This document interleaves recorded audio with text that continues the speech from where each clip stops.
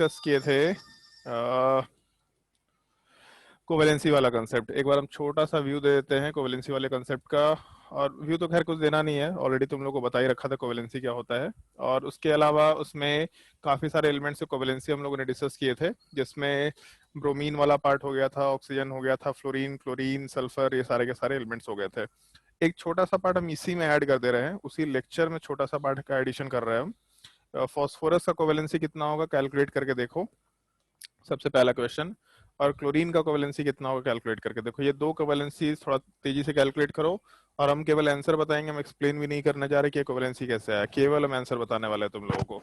और उसके बाद फिर हम लोग कोवेलेंसी। एटॉमिक नंबर बता दीजिए। गजब नालायक नहीं है जी तुम। 15 और 17 पीरियोडिक टेबल अपने घर में नहीं चिपका रखा है रे नालायक। नहीं सर। पे सबसे पहला काम अपने रूम में ऐसे पीरियोडिक टेबल चिपकाओ, सबसे मस्त चीज सर होता है। वाले एक बार फिर से दे दीजिएगा ना, जो एक आप दिए थे 9 एक क्लास में बड़ा एक सा। एक एक बार दे दिया, बार बार एक ही चीज देते रहे तुमको, मार खाना है तुमको। सर तो किस एडमिशन लिया ना। उससे क्या मतलब होता है? सर वाला खोलना पड़ेगा।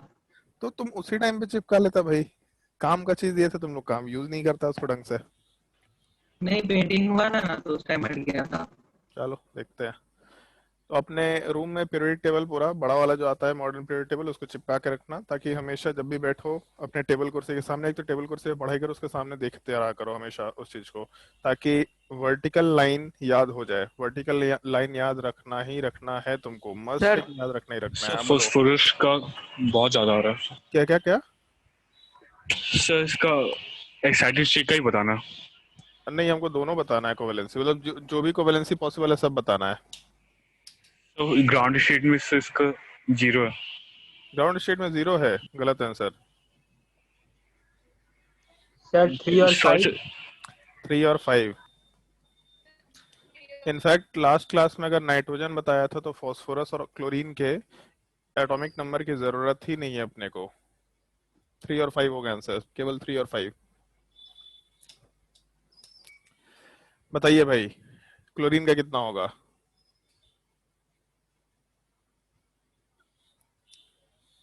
सर 1 1 और कुछ?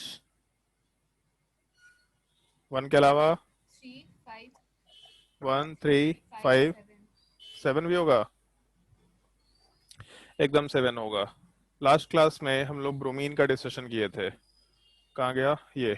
यही था शायद से ब्रोमीन वाला पार्ट। तो ब्रोमीन वाले पार्ट में 4s2 4p5 कन्फिग्रेशन है, और क्लोरीन वाले पार्ट में 3s2 3p5 कन्फिग्रेशन है। तो जहाँ 4s है वहाँ 3s2 हो जाएगा, 4p5 कन्फिग्रेशन, सॉरी 4p भी नहीं, 3p5 कन्फिग्रेशन। और अगर 3p है तो उसमें 3d खाली होगा, 3d एग्जिस्ट करेगा। तो यहाँ पे ग्राउंड स्टेट में एक इलेक्ट्रॉन है, 1। अगर एक पेयर को ब्रेक किया तो उसके बाद अगला 3। अगर दूसरे पेयर को ब्रेक किया अगला 5। अगर तीसरे पेयर को ब्रेक किया तो अगला 7। सिंपली एक चीज देखना कि अपने ग्राउंड स्टेट वाले पार्ट में कोवेलेंसी कितना है और कितने पेयर्स ऑफ इलेक्ट्रॉन एग्जिस्ट कर रहे हैं। अगर हम लोग का 3 पेयर एग्जिस्ट कर रहा तो 3 बार पेयर को ब्रेक करके एक साइडेड स्टेट में जा सकते हैं। तो ग्राउंड स्टेट में कोवेलेंसी 1, एक पेयर ब्रेक किया 3, दूसरा पेयर पेयर ब्रेक किया 5, फिर उसके बाद हम लोग 7 नंबर वाले पार्ट पे जा सकते हैं। फॉस्फोरस की अगर बात करें तो फॉस्फोरस वाला पार्ट नाइट्रोजन के जस्ट नीचे आता है। हम इसलिए मेंशन कर रहे हैं इस चीज को कि तुमको याद रखना है इस तरीके से, नाइट्रोजन के नीचे फॉस्फोरस आता है, ताकि वैलेंसी कोवेलेंसी प्रॉपर्टी सबको रिलेट कर पाए। नाइट्रोजन वाले पार्ट में वैलेंस शेल में कन्फिग्रेशन होता है 2s2 2p3। तो उसके जस्ट नीचे वाले पार्ट में हम लोग एक शेल नंबर या प्रिंसिपल क्वांटम नंबर ऐड कर देंगे 3s2 3p3 के फॉर्मेट में। अब अगर 3s2 3p3 डालते हैं तो 3s वाले पार्ट में अपने पास 2 इलेक्ट्रॉन्स है, 3p वाले पार्ट में अपने पास टोटल 3 इलेक्ट्रॉन्स है। 3 इलेक्ट्रॉन मतलब हर एक में एक इलेक्ट्रॉन होगा। और इसमें अगर प्रिंस इधर भीड़ भी नहीं है, गाड़ी भी नहीं है, खाली रोड पे लोग हॉर्न मारते हुए चल रहे हैं, पता नहीं क्या तकलीफ है बोकारो वाले लोगों के साथ। चलो ध्यान दो। तो 3D वाला पार्ट इसमें खाली रहेगा। अब अगर 3D खाली रहेगा तो ग्राउंड स्टेट में यहाँ पे 3 अनपेयर्ड इलेक्ट्रॉन्स है। अगर 3 अनपेयर्ड इलेक्ट्रॉन्स है तो कोवेलेंसी वाला पार्ट 3 के बराबर होगा। और अगर हम लोग के पास एक पेयर है तो उस पेयर को ब्रेक करेंगे तो अगला कोवेलेंसी वाला पार्ट 5 के बराबर हो जाएगा। ऐसा हम लोग मेंशन कर सकते हैं। अब एक चीज ध्यान दो, हम एक छोटा सा पार्ट यहाँ पे ऐड कर रहे हैं। जब नाइट्रोजन की बात कर रहे थे तो हमारे कॉपी में भी दे रखा होगा, नाइट्रोजन वाले पार्ट में 2s2 2p3 कॉन्फ़िगरेशन था। तो 2s में 2 इलेक्ट्रॉन था और 2p वाले पार्ट में टोटल 3 इलेक्ट्रॉन था, जबकि d यहाँ पे अवेलेबल नहीं था, तो यहाँ कोवेलेंसी केवल 3 था। बट नीचे फॉस्फोरस में कोवेलेंसी एक्सपैंड हो गया, 3 की जगह 5 भी बॉन्ड बना सकते हैं। PCl5 फॉस्फोरस 5 क्लोरीन के साथ बॉन्ड बना रहा है। पॉइंट ये है कि नाइट्रोजन और फॉस्फोरस सेम ग्रुप के एलिमेंट्स हैं, लेकिन नाइट्रोजन वाला पार्ट कोवेलेंसी 3 शो कर रहा है, जबकि फॉस्फोरस वाला पार्ट कोवेलेंसी 5 शो कर रहा है। ऐसा कैसे? तो इसके पीछे सिंपल सा हम लोग लॉजिक दे सकते हैं कि हम लोग के पास d ऑर्बिटल खाली था। ये d ऑर्बिटल वाला पार्ट वैकेंट था फॉस्फोरस में, जो कि नाइट्रोजन में नहीं था, जिसके वजह से फॉस्फोरस अपना कोवेलेंसी वाले पार्ट को एक्सपैंड कर पाया। एक सबसे पहला नॉन एग्जिस्टिंग मॉलिक्यूल से रिलेटेड सवाल यहीं से शुरू होता है कि फॉस्फोरस वाला पार्ट PCl5 के फॉर्म में बॉन्ड बना सकता है, फिर PCl5 एग्जिस्ट कर सकता है बट NCl5 एग्जिस्ट नहीं करता है, क्यों? उसके पीछे रीजन, फॉस्फोरस में वैकेंट d ऑर्बिटल होता है, जिसके वजह से ये पार्ट 5 बॉन्ड बना सकता है। कोवेलेंसी 5 मतलब 5 बॉन्ड बना सकता है। अब एक चीज ध्यान दो, ये हम लोग सबसे पहले में लेविस स्ट्रक्चर वाले पार्ट में मेंशन करते थे। अगर मान लो 5 बॉन्ड है तो एक बॉन्ड का मतलब 2 इलेक्ट्रॉन, दूसरे का मतलब 2 इलेक्ट्रॉन, तीसरे का मतलब 2 इलेक्ट्रॉन, चौथे का मतलब 2 इलेक्ट्रॉन, पांचवे का मतलब 2 इलेक्ट्रॉन, मतलब टोटल 10 इलेक्ट्रॉन्स। तो अगर हम लोग का कोवेलेंसी 5 है मतलब 10 इलेक्ट्रॉन है। अगर 10 इलेक्ट्रॉन है तो ऑक्टेट एक्सपैंड हो गया, 8 से ज्यादा इलेक्ट्रॉन एग्जिस्ट कर रहा है, मतलब एक्सपेंडेड ऑक्टेट का केस लेकर के चल रहे हैं हम लोग। तो due to vacant d orbital, phosphorus can expand its octet, but nitrogen cannot expand its octet, therefore NCl3 can be formed, not NCl5। इस चीज को हम अगले लेक्चर वाले पार्ट में मेंशन करते चले जा रहे हैं। और यहाँ से हम लोगों का मेन कोवेलेंट बॉन्ड वाले पार्ट का स्ट्रक्चर शुरू हो जाता है, जिसमें सबसे पहला एक छोटा सा पॉइंट हम लोग मेंशन कर लेते हैं। जस्ट नोट करते जाओ अभी इसके आगे पॉइंट्स को, और इस पॉइंट को थोड़ा ध्यान रखना क्योंकि इस पॉइंट का एप्लीकेशन हर जगह आता है। स्टार मार्क कर सकते पॉइंट, ज्यादा बेटर होगा। Third period and below element. Third period वाला पार्ट मतलब aluminium, phosphorus, chlorine, chlorine, sulphur, इन सब एलिमेंट्स की बात कर रहे हैं। Third period and below elements can expand their octates expand their octates due to availability of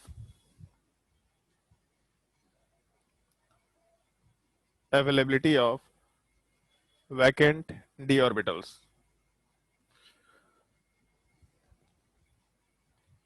whereas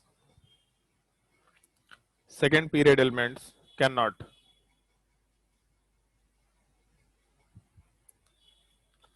whereas second period elements cannot। Second period के element अपना octet expand नहीं कर सकते, उसमें 8 से ज्यादा इलेक्ट्रॉन एग्जिस्ट नहीं कर सकते, उसमें हमेशा मैक्सिमम 8 इलेक्ट्रॉन एग्जिस्ट कर सकते हैं। कम एग्जिस्ट कर सकता है बट 8 से ज्यादा नहीं होगा, क्योंकि उसके बाद वैकेंट डी ऑर्बिटल एग्जिस्ट नहीं करता है। आज कुछ क्वेश्चन होमवर्क देंगे तो इसी पार्टिकुलर कंसेप्ट के ऊपर बेस्ड होगा, बाकी कोवेलेंसी के कंसेप्ट के ऊपर भी हम लोग बात कर रहे होंगे।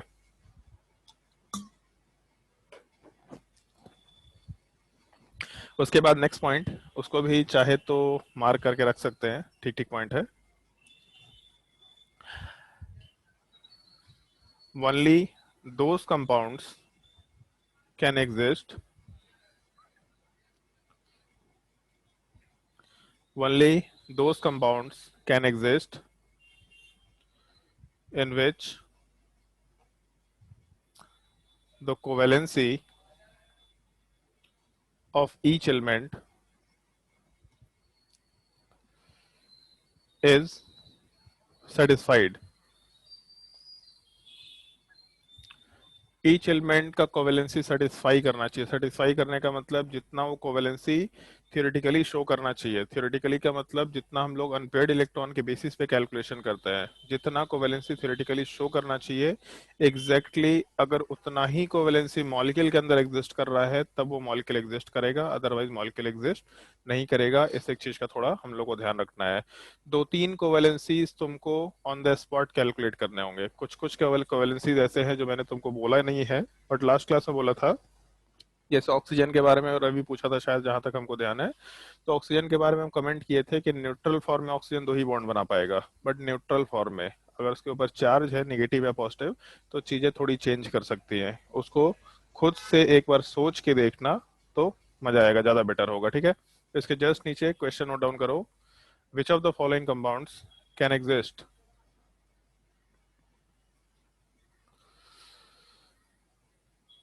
Which of the following compounds can exist, और ये सिंपली कोवेलेंसी के ऊपर बेस्ड है।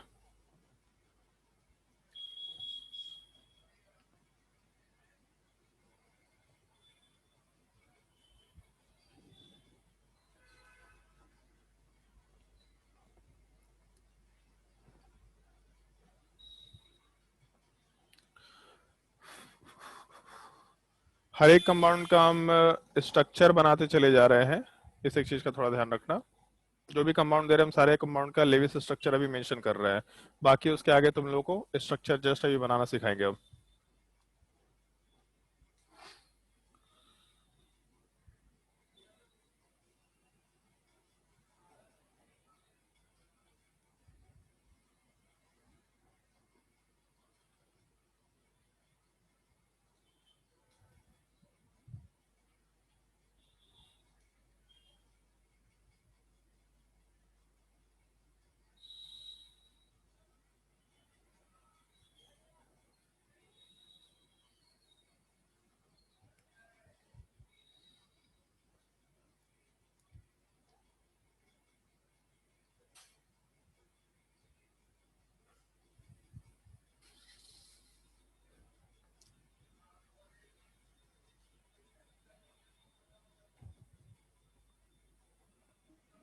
सर जो कंपाउंड एग्जिस्ट ही नहीं करेगा आप उसका स्ट्रक्चर कैसे बनाएंगे?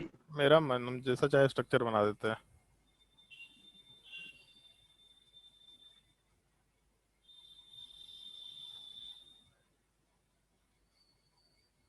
मेरा मन करेगा तो तुमको दिव्यांशु नहीं बोलेंगे, तुमको दिव्यांशु बोलेंगे। मेरा मन, हम जो चाहे वो कर सकते हैं।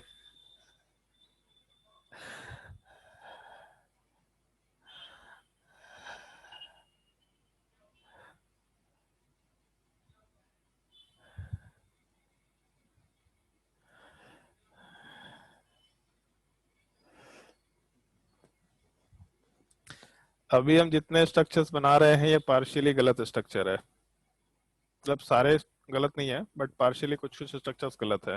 क्या गलती है तुमको जस्ट अभी 10 मिनट में पता चल जाएगा। सर स्ट्रक्चर बनाना है कि नहीं बनाना है कॉपी में? तो अ, तुम्हारी मर्जी। आलसी आदमी है भी एकदम तुम। मीम बनाने में इतना टाइम नहीं लगता जितने घटिया घटिया सवाल पूछने में लगाता है। नोट कर लो, जिंदगी में कुछ तो काम ही आएगा। खा खा के भैंस होते जाएगा तुम।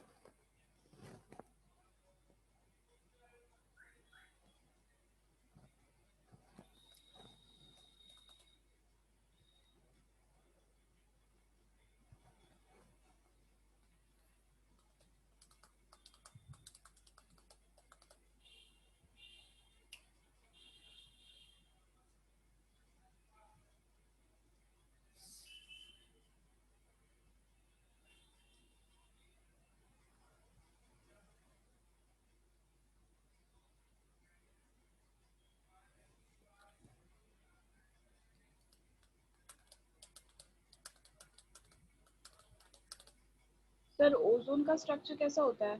किसका? ओजोन का।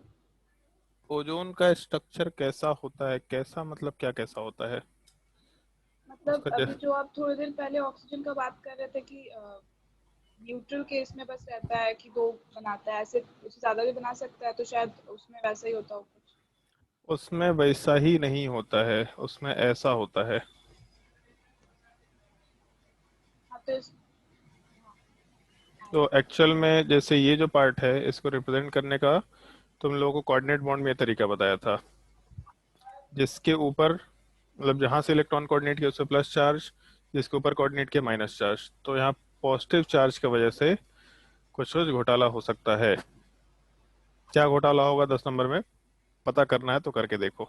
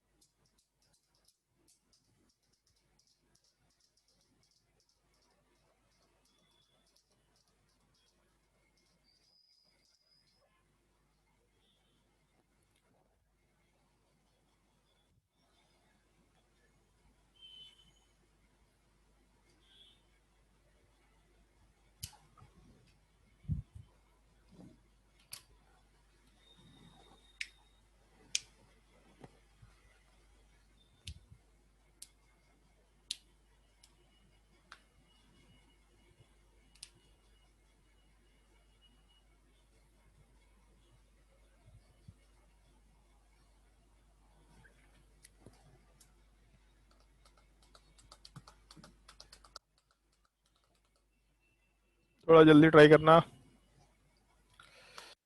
क्वेश्चन नंबर 1 एग्जिस्ट करेगा, बचपन से सुनते आ रहे हैं, पानी के बिना तो हम लोग जिंदा रह ही नहीं सकते थे। SF4 एग्जिस्ट करेगा, SO2 एग्जिस्ट करेगा, H2SO4 एग्जिस्ट करेगा। क्वेश्चन नंबर 1 से लेके 5 तक में किसी को कोई परेशानी है तो पूछ लो फटाफट, जल्दी बोलो। क्वेश्चन नंबर 1 से 5 में कोई दिक्कत? क्वेश्चन नंबर 6 एग्जिस्ट करेगा क्योंकि हर एक एलिमेंट का कोवेलेंसी पूरा हो रहा है। सल्फर का कोवेलेंसी 2 4 6, 6 दिख रहा है। ऑक्सीजन का कोवेलेंसी 2, इसमें दोनों बॉन्ड दिख रहा। दूसरे ऑक्सीजन में भी 2 बॉन्ड दिख रहा, पहले ऑक्सीजन में भी 2 बॉन्ड दिख रहा। मतलब ऑक्सीजन का कोवेलेंसी कंप्लीट है। हाइड्रोजन एक ही बॉन्ड बना ही सकता है क्योंकि हाइड्रोजन के पास और कोई ऑप्शन नहीं है जिंदगी में एक बॉन्ड बनाने के अलावा, तो इसीलिए सारे एलिमेंट्स का कोवेलेंसी कंप्लीटेड है। SF5 एग्जिस्ट नहीं करेगा क्योंकि सल्फर वाला पार्ट यहाँ पे 5 बॉन्ड बनाया, मतलब कोवेलेंसी शो कर रहा है 5, जबकि सल्फर का कोवेलेंसी होता है 2 4 6। तो अगर थियोरेटिकल कोवेलेंसी और प्रैक्टिकल कोवेलेंसी दिख रहा है कि मैच नहीं कर रहा, तो एक्चुअली में प्रैक्टिकल नहीं है कि इमेजिनरी मॉलिक्यूल दे रखे हैं। इस मॉलिक्यूल के हिसाब से जो कोवेलेंसी है और एक्चुअल जो कोवेलेंसी होना चाहिए, दोनों मैच नहीं कर रहा, molecule will not exist. Question number 7 में बोल सकते हैं। क्वेश्चन नंबर 8 वाले पार्ट को सोच के देखो।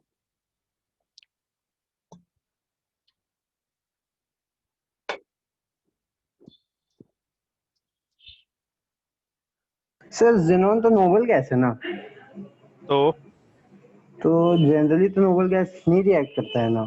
जनरली खुद ही बोल, मतलब खुद ही जनरली बोल दिया, खुद ही बोल, मतलब सवाल पूछ रहा है। जनरली रिएक्ट नहीं करता, इसका मतलब क्या है? इस स्टेटमेंट का मतलब हिंदी में समझाइए थोड़ा मेरे को। मतलब आमतौर पे तो नहीं रिएक्ट करता है। तो ठीक है, इमली तौर पे रिएक्ट कर गया यहाँ पे। क्या दिक्कत है इसमें? ये तो यस सर। ये तो ऐसे भी पॉसिबल है, जैसे जो जेनॉन जो है नोबल गैसेस हैं, बट लेविस ऑक्टेट रूल का एक्सेप्शन, इसीलिए तो है ये सब। एक्सेप्शन क्या, लेविस ऑक्टेट रूल कोई रूल नहीं है, ठीक है, कहीं कहीं वैलिड है बट बहुत जगह वैलिड नहीं है, क्योंकि जेनॉन वाला पार्ट नोबल गैस है। जिसके कन्फिग्रेशन में जाना है सबको वही मॉलिक्यूल बना रहा है। बना रहा है तो बना रहा है, मॉलिक्यूल एग्जिस्ट करता है तो एग्जिस्ट कर रहा है, उसको कोई थोड़ा ना मना कर सकते कि नहीं तुम एग्जिस्ट मत करो। जेनॉन को जाके तुम बोल देना कि एग्जिस्ट मत करो, तुम कैसे एग्जिस्ट कर गया? बात यह है कि XeO4 एग्जिस्ट करेगा कि नहीं करेगा ये बताने का है। बताना तो चाहेगा कोई? करेगा। करेगा। Question yes number yes sir 8 में करेगा। मॉलिक्यूल एग्जिस्ट यस करेगा सर करेगा। क्योंकि जेनॉन अगर नोबल गैस है तो नोबल गैस का कन्फिग्रेशन नॉर्मली लास्ट में हम लोग तो 2s2 5s2 लिखते हैं। 5p6 क्या लिखते हैं? सर जेनन का। ये चीज ध्यान रखना, NH2 NP6, इस चीज को हम लोग नोबल गैस कन्फिग्रेशन बोलते हैं। क्योंकि हम लोग किसी भी प्रिंसिपल क्वांटम नंबर में चले जाएं, हर एक प्रिंसिपल क्वांटम नंबर में हमेशा ये जो ऑर्बिटल है S और P ये कंप्लीटली फिल्ड रहेगा, NH2 NP6। एक और चीज ध्यान रखना, NH2 NP6 ND10, ये जो कन्फिग्रेशन है, इस चीज को हम लोग नोबल गैस कन्फिग्रेशन नहीं बोलते, इस चीज को हम लोग सूडो नोबल गैस कन्फिग्रेशन बोला करते हैं। सूडो इसलिए क्योंकि फर्जी टाइप का नोबल गैस कन्फिग्रेशन है। सूडो का मतलब एक फॉल्स टाइप का फोर्स होता है, जो फिजिक्स में भी हम लोग यूज करते हैं, सूडो फोर्स। ऑल्दो सूडो जैसा कुछ होता नहीं, बट वर्ड यूज किया जाता है कि इसके जैसा कोई सिमिलर टाइप का चीज है। तो NH2 NP6 noble gas configuration है, बट यहाँ पे इसके अलावा ND में भी सारे इलेक्ट्रॉन्स भरे हुए। एक डी सब शेल में 5 ऑर्बिटल्स होते हैं जहाँ 10 इलेक्ट्रॉन्स हो सकते हैं। तो ये सारा पूरा पार्ट भरा हुआ है, तो इसको नोबल गैस तो नहीं बोल सकते। तो नोबल गैस के जैसा इसलिए हम लोग सूडो नोबल गैस कॉन्फ़िगरेशन बोलते हैं। इस एक टर्म का थोड़ा ध्यान रखना, आगे कहीं पे इस चीज के ऊपर हम लोग विचार विमर्श करेंगे। तो जैसे अगर मान लो नोबल गैस की बात करते हैं हम लोग, तो नोबल गैस वाले पार्ट में अगर हम लोग को जेनॉन का एटॉमिक नंबर नहीं मालूम, कोई फर्क नहीं पड़ रहा। हमको नियोन मालूम है, नियोन के नीचे आर्गन मालूम है, आर्गन के नीचे क्रिप्टन मालूम है, फिर जेनॉन मालूम है। हीलियम सबसे पहले पीरियड का एलिमेंट है, कोई मतलब नहीं है इससे। उसके बाद सेकेंड पीरियड का एलिमेंट तो 2s2 2p6। अगर आर्गन होता तो 3s2 3p6। फोर्थ पीरियड में गए तो 4s2 4p6। अगर फिफ्थ पीरियड में गए तो 5s2 5p6 बोल सकते हैं। तो अपने ग्राउंड स्टेट के वैलेंस शेल में कन्फिग्रेशन निकल के आ गया 5s2 और उसके अलावा 5p6। अब इसके बाद हम लोग के पास d ऑर्बिटल भी खाली है, f ऑर्बिटल भी खाली है, g ऑर्बिटल भी खाली है, h ऑर्बिटल भी खाली है, जो चाहिए सब खाली है यहाँ पे। तो इस केस में 5s में 2 इलेक्ट्रॉन, 5p में टोटल मिला करके 6 इलेक्ट्रॉन, ऐसा लिख दिया। एक भी इलेक्ट्रॉन अनपेयर्ड नहीं है, मतलब कोवेलेंसी 0। तो इसलिए नॉर्मली मॉलिक्यूल आयनिक बॉन्ड नहीं बनाता, क्योंकि कोवेलेंसी वाला पार्ट है, उसके इलेक्ट्रॉन की जरूरत ही नहीं है, सारा पेयर एग्जिस्ट कर रहा है। लेकिन अगर यहाँ से 3 पेयर पी ब्लॉक वाला और एक पेयर एस ऑर्बिटल वाला अगर इसको ब्रेक करना शुरू करें, तो टोटल 4 पेयर है। पहला एक्साइटेड स्टेट, तो उसके इसमें 2 अनपेयर्ड इलेक्ट्रॉन आएगा, मतलब अगला कोवेलेंसी 2 हो जाएगा। दूसरा पेयर ब्रेक होगा तो अगला कोवेलेंसी 4 हो जाएगा। तीसरा पेयर ब्रेक होगा, अगला कोवेलेंसी 6 हो जाएगा। और चौथा पेयर ब्रेक होके जाएगा तो अगला कोवेलेंसी हम लोग आराम से 8 बोल सकते हैं। तो शुरुआत का कोवेलेंसी तो किसी काम का नहीं था। जीरो कोवेलेंसी का कोई लॉजिक है क्या? कोवेलेंसी का बेसिक मतलब बताया था कि एक मॉलिक्यूल कितने कोवेलेंट बॉन्ड बना रखा है। 0 बॉन्ड बना रखे, वाह बहुत अच्छा, 0 बॉन्ड बना रखे हैं। तो बॉन्ड बोलने का कोई सेंस ही नहीं है। तो इस केस में 2 4 6 8 कोवेलेंसी शो कर सकते हैं हम लोग। और अगर हम लोग XCO4 लेके चले, तो XCO4 वाले पार्ट में जिनॉन वाला पार्ट ऑक्सीजन के साथ 2 2 4 2 6 और 2 8, टोटल 8 बॉन्ड बना रखा। कोवेलेंसी 8 है, 8 पॉसिबल हो सकता है, इसका मतलब XCO4 वाला पार्ट नेचर में एग्जिस्ट करेगा, ऐसा बोला जा सकता है। बट 9 नंबर एग्जिस्ट नहीं करेगा, क्योंकि XCF5 है। 2 4 6 8 कोवेलेंसी है, जबकि XCF5 में कोवेलेंसी 5 के बराबर निकल के आ रहा है, जो कि पॉसिबल नहीं है। 10वां नंबर, मालूम है तुमको कि एग्जिस्ट तो करता ही है। बचपन में एसिड बेसिस एंड सॉल्ट पढ़ के आए हैं, ऑल्दो भूल चुका होगा सब लोग, इतना तुमको मालूम है, नालायक लोगों का सब। Hydronium ions. Hydronium ion, SPO+ वाला पार्ट। पॉइंट ये है कि ऑक्सीजन तो सर 2 कोवेलेंसी शो करता था, तो इधर ऐसा क्या हो गया? तो अगर हम लोग इसके स्ट्रक्चर की बात करें, तो स्ट्रक्चर वाले पार्ट में ऑक्सीजन के ऊपर प्लस चार्ज है। ऑक्सीजन के ऊपर कितना इलेक्ट्रॉन होता है? तो टोटल 8 इलेक्ट्रॉन होता है। प्लस चार्ज मतलब कितना हो गया? 7 इलेक्ट्रॉन। तो वैलेंस शेल में कन्फिग्रेशन 2s2 2p3 हो जाएगा। और 2s2 2p3 देख के अगर दिमाग चलता है तो सोच सकते हैं कि नाइट्रोजन के जैसा स्ट्रक्चर हो गया 2s2 2p3। नाइट्रोजन का कोवेलेंसी 3 होता है। और अगर दिमाग थोड़ा स्लो है तो डायग्राम बना के काम कर सकते हैं। 2s वाले पार्ट में 2 इलेक्ट्रॉन और 2p वाले पार्ट में 3 इलेक्ट्रॉन। तो 1 2 3, 3 अनपेड इलेक्ट्रॉन है, इसका मतलब कोवेलेंसी वाला पार्ट 3 होगा। और यहाँ 3 दिख भी रहा है, कोई दिक्कत नहीं है। दिमाग अगर स्लो है तो ये चीज प्रैक्टिस करके देखो, दूसरे बार प्रैक्टिस नहीं करना है, ये चीज मालूम होना चाहिए। स्लो दिमाग है तो समझने में एक बार टाइम लगता है, बट एक बार सोच लो, मतलब एक बार देख लो तो दोबारा सोचने में इस तरह का टाइम नहीं लगना चाहिए, ये चीज तुमको ध्यान होना चाहिए। तो SO+ में ऑक्सीजन का कोवेलेंसी 3 दिख रहा है, और O+ का कोवेलेंसी 3 निकल के आ सकता है, मतलब ऑक्सीजन 3 बॉन्ड बना सकता है। अगर उस पर पॉजिटिव चार्ज है, इसका मतलब स्ट्रक्चर एग्जिस्ट करेगा ही करेगा। यहाँ तक के पार्ट में किसी को कोई परेशानी, कोई दुविधा, कुछ डाउट तो आराम से पूछ सकते हैं। बताओ भाई जल्दी, कोई भी डाउट किसी को कुछ भी? चलो बढ़िया, अगर डाउट नहीं है तो फिर हम लोग अगला टॉपिक हेडिंग डाल रहे हैं, लेविस स्ट्रक्चर। और लास्ट क्लास में बोला था कि इसका क्लास का वीडियो जो है वो हम लोग यूट्यूब पे अपलोड शायद नहीं करेंगे, अवॉइड करेंगे अपलोड करना। कुछ जनरलाइज तरीका है जो तुम लोग के साथ डिस्कशन कर रहे हैं। आज तुमको कुछ क्वेश्चंस देंगे, उन सब क्वेश्चंस को तुमको आसानी से सॉल्व करना और प्रैक्टिस करना पड़ेगा। मतलब जैसे एक चीज हम बता रहे हैं, क्लास 12 के बोर्ड के एग्जाम में एक सवाल होता है जिसमें एक मॉलिक्यूल का हाइब्रिडाइजेशन और शेप पूछा जाता है। तो उस शेप को और हाइब्रिडाइजेशन को जानने के लिए लेविस स्ट्रक्चर बनाना ही होता है। नेट पे बहुत सारे शॉर्टकट्स मिलते हैं, बहुत सारे शॉर्टकट्स जो कि फेल करते हैं। 2015 में जब बोर्ड का सवाल आया था तो ये सवाल था H2H2O3, जिसमें वो शॉर्टकट फेल करता है। और जो लोग वो शॉर्टकट के थ्रू इस चीज़ को सीखे थे, सब लोग का आंसर गलत हुआ था। तो इसीलिए कोई शॉर्टकट याद मत रखना। इनफैक्ट वो जो शॉर्टकट है वो मेरे हिसाब से ज़्यादा लंबा तरीका है। मतलब ऑल्दो हम बहुत आलसी हैं, बट मेरे हिसाब से शॉर्टकट ज़्यादा लेंदी प्रोसेस है, ज़्यादा टाइम टेकिंग प्रोसेस है। तो इसीलिए उस तरीके को बिल्कुल भूल के भी याद मत रखना। कुछ लोग केमिकल बॉन्डिंग पढ़े हैं कहीं कहीं से, इसलिए हम बता दे रहे हैं पहले ही तुम लोगों को कि शॉर्टकट अगर पढ़े हैं तो सबको भूल जाओ। जो हम बता रहे हैं उसको ढंग से सोचना, और एक बार वो 130 मॉलिक्यूल्स के स्ट्रक्चर्स प्रैक्टिस करने ही करना है तुमको। उन स्ट्रक्चर्स को एक बार ड्रॉ करके प्रैक्टिस करना है, ताकि अगर इन केस कोई नया स्ट्रक्चर आए तो उसको मार्क कर ले। ऑल्दो हम तुमको जो असाइनमेंट देंगे उसमें स्टार मार्क किया हुआ है सारा का सारा स्ट्रक्चर। कि कौन है भाई 11AB, कलाकारी मत करो इधर स्क्रीन पे। रोशन, मिटा दो भाई क्या लिखा है। तो जो स्ट्रक्चर्स वाला पार्ट हम लोग ड्रॉ करने की बात कर रहे हैं, उन स्ट्रक्चर्स में स्टार मार्क किया हुआ है। अगर कुछ यूनिक स्ट्रक्चर्स तो ऑलरेडी स्टार मार्क किया हुआ है। वो स्ट्रक्चर्स तुमको खुद से भी ध्यान में रखने के, चलो ये वाला असाइनमेंट में ये क्वेश्चन जो है इसको ध्यान में रखना है हम लोगों को, ताकि इसमें कोई यूनिक टाइप का स्ट्रक्चर है वो सब हम अलग से देख ले। ऐसा भी कर सकते हैं कि जब हम तुमको असाइनमेंट देंगे तो अपने कॉपी में ही उन स्ट्रक्चर्स को नोट डाउन कर लेना। प्रैक्टिस करना, कोई दिक्कत नहीं है, पहले खुद से प्रैक्टिस करना, फिर नहीं बनता है तो आंसर देख लेना। क्योंकि स्ट्रक्चर्स ऐसा नहीं बोल सकते कि सर ये तो ऐसा भी एग्जिस्ट कर सकता था ना। तो ऐसा एग्जिस्ट कर सकता था, तुम्हारे बारे में भी बोल सकते, तुम मेल है तो फीमेल हो सकते हैं, फीमेल है तो मेल हो सकता है, कुछ भी हो सकता है। तो इसमें रीजन मत पूछना कि सर ये ऐसा भी तो एग्जिस्ट कर सकता है ना। मॉलिक्यूल जैसा एग्जिस्ट करता है हमको उसको वैसे ही ड्रॉ करना है। तो ऐसा कर सकता था कोई लॉजिक नहीं है, ऐसा करता है ये हम लोग को मालूम होना चाहिए। तो मालूम करने वाली चीज का सिंपल सा तरीका है प्रैक्टिस करना इस चीज को। जो जो रूल्स बोलेंगे वो रूल्स तुमको मेरे हिसाब से बाय डिफॉल्ट याद हो जाएंगे। कुछ कुछ पॉइंट्स हम नोट डाउन कराएंगे, बट कुछ कुछ पॉइंट्स तुमको अपने आप प्रैक्टिस करते करते याद हो जाएंगे।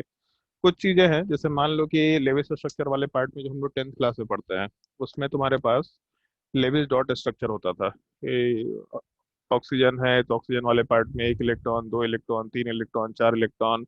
और H2O के साथ अगर हम लोग मॉलिक्यूल का फॉर्मेशन कर रहे हैं तो हाइड्रोजन वाले पार्ट का 1 इलेक्ट्रॉन, ऑक्सीजन का इलेक्ट्रॉन, दूसरा हाइड्रोजन का 1 इलेक्ट्रॉन और दूसरा ऑक्सीजन वाले पार्ट का 1 इलेक्ट्रॉन, ऐसा H2O का मॉलिक्यूल बन गया।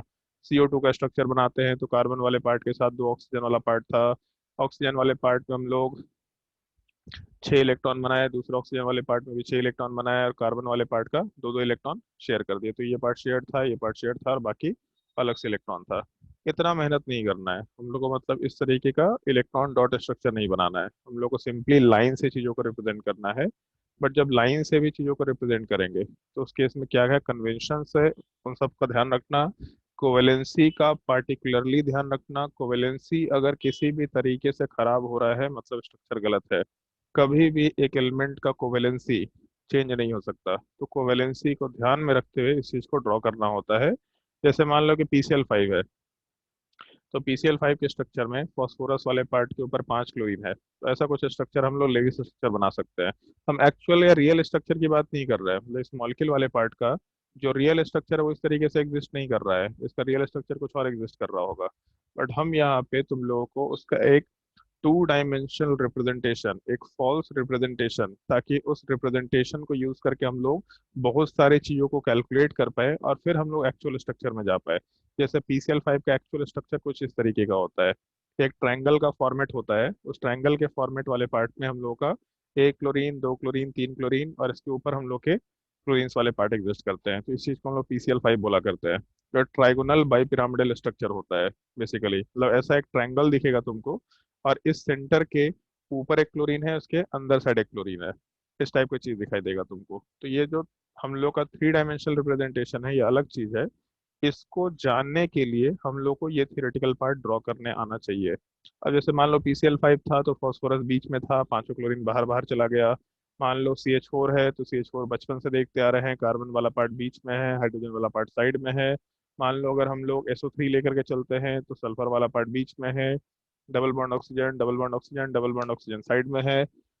तो पॉइंट ये है कि हर एक केस में एक चीज दिख रहा कि एक एटम नॉर्मली बीच में एग्जिस्ट कर रहा है। तो जो एटम बीच में एग्जिस्ट कर रहा है उसको हम लोग सेंट्रल एटम बोल दिया करेंगे। तो बीच में एग्जिस्ट कर रहा है सेंट्रल एटम। ऑल्दो ऐसा हो सकता है कि कोई ऐसा बोल दे कि सर H2SO4 में तो सर सल्फर बीच में एग्जिस्ट नहीं कर रहा है, H2SO4 जैसे मान लो लेके चलते हैं, तो H2SO4 का स्ट्रक्चर कुछ ऐसा होता है, S double bond oxygen, double bond oxygen, OH और OH। अब इसमें तो ऑक्सीजन भी बीच में एग्जिस्ट कर रहा है, ये भी ऑक्सीजन बीच में एग्जिस्ट कर रहा है, तब इसमें सेंट्रल एटम कैसे बोले? तो नॉर्मली सेंट्रल एटम का कंसेप्ट ये होता है कि जिस एटम के अलोंग सबसे ज्यादा नंबर ऑफ एटम्स एग्जिस्ट कर रहे हो, सेंट्रल उसी को बोलना प्रेफर करेंगे हम लोग। तो सेंट्रल एटम सल्फर को बोलना प्रेफर करेंगे, ये एक चीज होता है। ये एक पार्ट है जिसके लिए अपने को रूल्स का थोड़ा ध्यान रखना होगा कि सेंट्रल एटम कैसे डिसाइड करें। PCl5 में फास्फोरस क्यों सेंट्रल एटम हुआ, या कैसे सेंट्रल एटम हम लोग जज कर पाएंगे?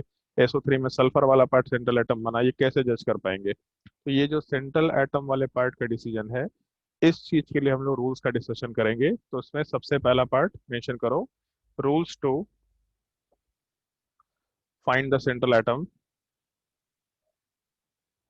यही एक पार्ट है जिसको रूल्स के जैसा हम मेंशन करेंगे, बाकी रूल्स नहीं है, बाकी मेरा ऑब्जर्वेशन है केवल। उस ऑब्जर्वेशन को हम तुमको एक तरीके के जैसा सिखा रहे हैं, उसमें कुछ भी रूल्स नहीं है।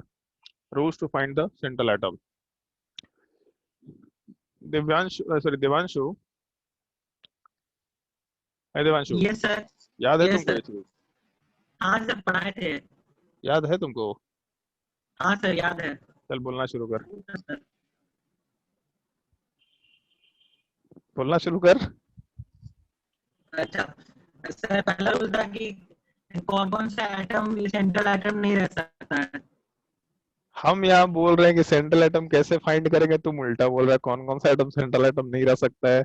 उल्टा काम करता है क्या तुम? तो जिसका सबसे ज्यादा बॉन्ड रहा, मतलब जो ज्यादा मतलब बॉन्डिंग जिस पे रहा, वो सेंट्रल एटम रहेगा। सर अच्छा, समझा नहीं पा रहा हूँ, मतलब समझ में आया हुआ है। मतलब हम स्ट्रक्चर बनाने की बात कर रहे हैं, और स्ट्रक्चर बनाने के बाद पता चलेगा कि किसमें ज्यादा एटम्स के साथ बॉन्डेड है, मतलब किस एटम के साथ सबसे ज्यादा बॉन्ड है। और तुम पहले ही बोल रहे है कि जो सबसे ज्यादा बॉन्ड बनाएगा वो सेंट्रल एटम रहेगा। अरे पता कैसे करेंगे सेंट्रल एटम कौन सा है? सर जिसका ज्यादा कोवैलेंसी रहेगा। हे भगवान, उठा लो मेरे को कोई। Suhani? Yes sir. Yes sir नहीं, बताइए। सर नहीं याद है। कॉपी क्या बेच दी? सोन पापड़ी खाली बेच कर कॉपी? नहीं सर रखा होगा कहीं कॉपी। सर 1 मिनट रुकिए, कॉपी देख रहा हूँ। चलो छोड़ो, ध्यान दो। सबसे पहला रूल हम लोग जो मेंशन करते हैं उसमें नॉर्मली एक चीज वर्ड मेंशन किया करते हैं, इलेक्ट्रोनेगेटिविटी। तो ऐसा पॉइंट ध्यान रखना, लीस्ट इलेक्ट्रोनेगेटिव एलिमेंट नोट करते जाओ। लीस्ट इलेक्ट्रोनेगेटिव एटम और largest atom becomes the central atom। जिस एटम का इलेक्ट्रोनेगेटिविटी सबसे कम होगा, या जिस एटम वाले पार्ट का साइज सबसे बड़ा होगा, वहां पे हम लोग सेंट्रल एटम वाले पार्ट की बात कर सकते हैं। और ये चीज थोड़ा ध्यान रखना, इलेक्ट्रोनेगेटिविटी वाले पार्ट का एक सीक्वेंस, फ्लोरीन सबसे ज्यादा इलेक्ट्रोनेगेटिव होता है, फिर ऑक्सीजन वाला पार्ट होता है, फिर नाइट्रोजन वाला पार्ट होता है। और अप्रोक्सीमेटली इलेक्ट्रोनेगेटिविटी का वैल्यू क्लोरीन नाइट्रोजन का सेम होता है, बट फिर भी नाइट्रोजन को पहले रखेंगे क्योंकि उसका साइज थोड़ा छोटा होता है। फिर फ्लोरीन नाइट्रोजन वाले पार्ट के बाद हम लोग के सल्फर का नंबर आता है, सल्फर वाले पार्ट के बाद ब्रोमीन का नंबर आता है, जहां तक हमको ध्यान है। इसके आगे तक जाने की जरूरत भी नहीं पड़ेगी तुम लोगों को। ऑल्दो ये है कि हम लोग एक चीज का थोड़ा ध्यान रखते हैं कि फॉस्फोरस वाला पार्ट जो है वो हाइड्रोजन के इलेक्ट्रोनेगेटिविटी के बराबर होता है। मतलब यहाँ वाले पार्ट में एग्जैक्टली हमको ध्यान भी नहीं है, बट सल्फर फास्फोरस यहाँ वाले पार्ट में शायद कार्बन वाले पार्ट का नंबर आता है, आयोडीन वाले पार्ट का नंबर आता है, sorry sulphur, bromine, carbon, iodine, phosphorus और हाइड्रोजन वाला पार्ट, ये अप्रोक्सीमेटली सिमिलर टाइप का होता है। इस पार्ट को हम एग्जैक्टली ध्यान से नहीं बोल सकते, इस पार्ट को छोड़ देना। सर आप Br को सर पहले लिखे थे एस से। ठीक है, मतलब हो सकता है कि इस चीज का एक सीक्वेंस हमको ध्यान नहीं है, हम बस ये 4 पार्ट का ध्यान रखते हैं। फैक्ट तुमको बस ये ध्यान रखना है कि जो फास्फोरस वाला पार्ट है, इसका इलेक्ट्रोनेगेटिविटी इन सारे एलिमेंट से, सारे नॉन मेटल्स वाले पार्ट से नॉर्मली कम होगा। और उसमें एक चीज ध्यान रखना, उसका इलेक्ट्रोनेगेटिविटी हाइड्रोजन के बराबर माना जाता है। तो अपने इतने सीक्वेंस से काम चला जाएगा। एक काम कर सकते हैं, अगर एनसीईआरटी पलट के देखो कोई पीरियोडिक टेबल वाले पार्ट का, तो पीरियोडिक टेबल में इन सारे एलिमेंट्स का इलेक्ट्रोनेगेटिविटी का वैल्यू दे रखा होगा। तो इलेक्ट्रोनेगेटिविटी के वैल्यू वाले पार्ट को देख के इस सीक्वेंस को अपने हिसाब से अरेंज कर लेना। हमको कभी जरूरत नहीं पड़ता, उसके बिना भी मेरा काम चल जाता है, तो इसलिए हम इस चीज़ को यूज नहीं करते हैं। तो इसलिए सीक्वेंस हम कभी लिखेंगे भी नहीं, सीक्वेंस का जरूरत पड़ेगा भी नहीं, अपने आप ये चीज़ तुमको दिमाग में आ जाएगा, क्योंकि हम साइज के हिसाब से भी कंपैरिजन कर लेते हैं। तो अगर हम साइज के हिसाब से कंपैरिजन कर ले रहे हैं तो हमको सीक्वेंस की जरूरत नहीं पड़ेगी। ठीक है, नोट कर लो इस चीज को। लीस्ट इलेक्ट्रोनेगेटिव एटम और largest atom will be the central atom. ये सबसे बेसिक और सबसे सिंपल रूल है, लेकिन इसका मतलब ये नहीं है कि ये सिंगल रूल है जिसके बेसिस पे हम लोग काम कर रहे हैं। और इसके बाद हम लोग का कुछ केसेस में जो ज्यादा इलेक्ट्रोनेगेटिव एटम होता है वो भी सेंट्रल एटम बन जाता है, कुछ कुछ केसेस में। तो वहां पे हम लोग पॉइंट नॉर्मली ऐसा मेंशन करते हैं, इन सम केसेस, नोट करते जाओ, in some cases the atom present in lower number,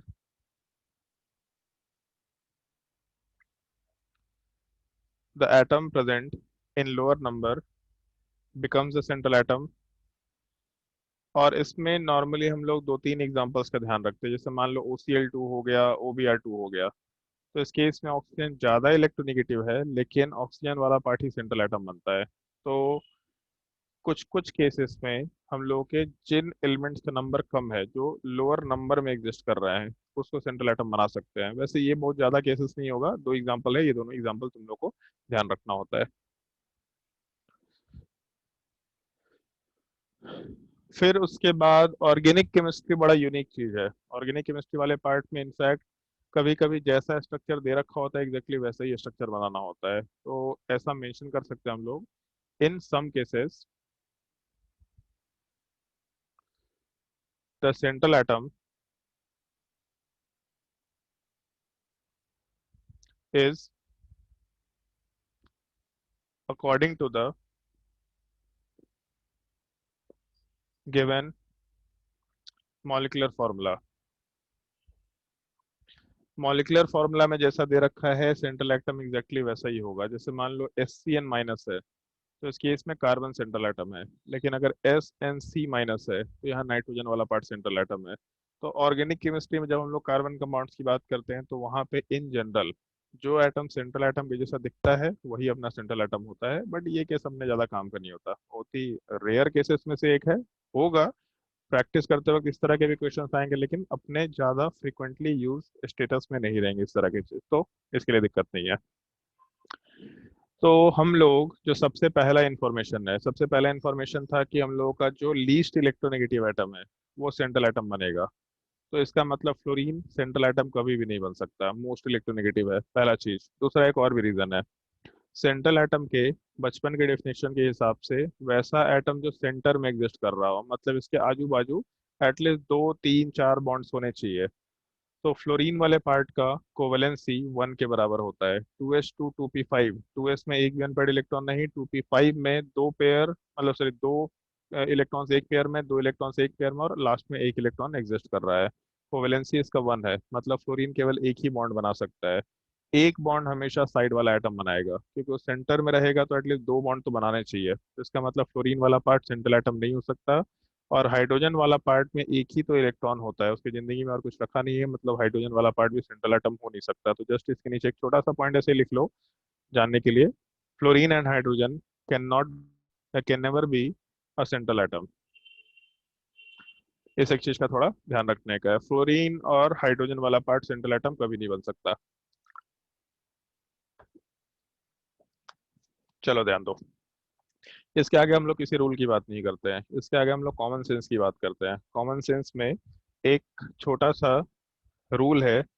rule तो क्या है, बेसिकली यूनिवर्सल रूल है, हमेशा ट्राई करना कि मॉलिक्यूल को सिमेट्रिकल बनाए, क्योंकि जितना सिमेट्रिकल स्ट्रक्चर उतना स्टेबल स्ट्रक्चर होता है। शायद हम लोग पहले भी डिस्कशन कर चुके हैं इस तरह की चीज का।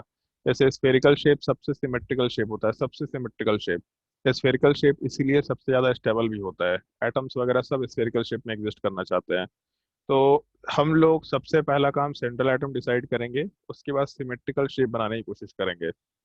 करना क्या क्या है इस चीज की बात करते हैं।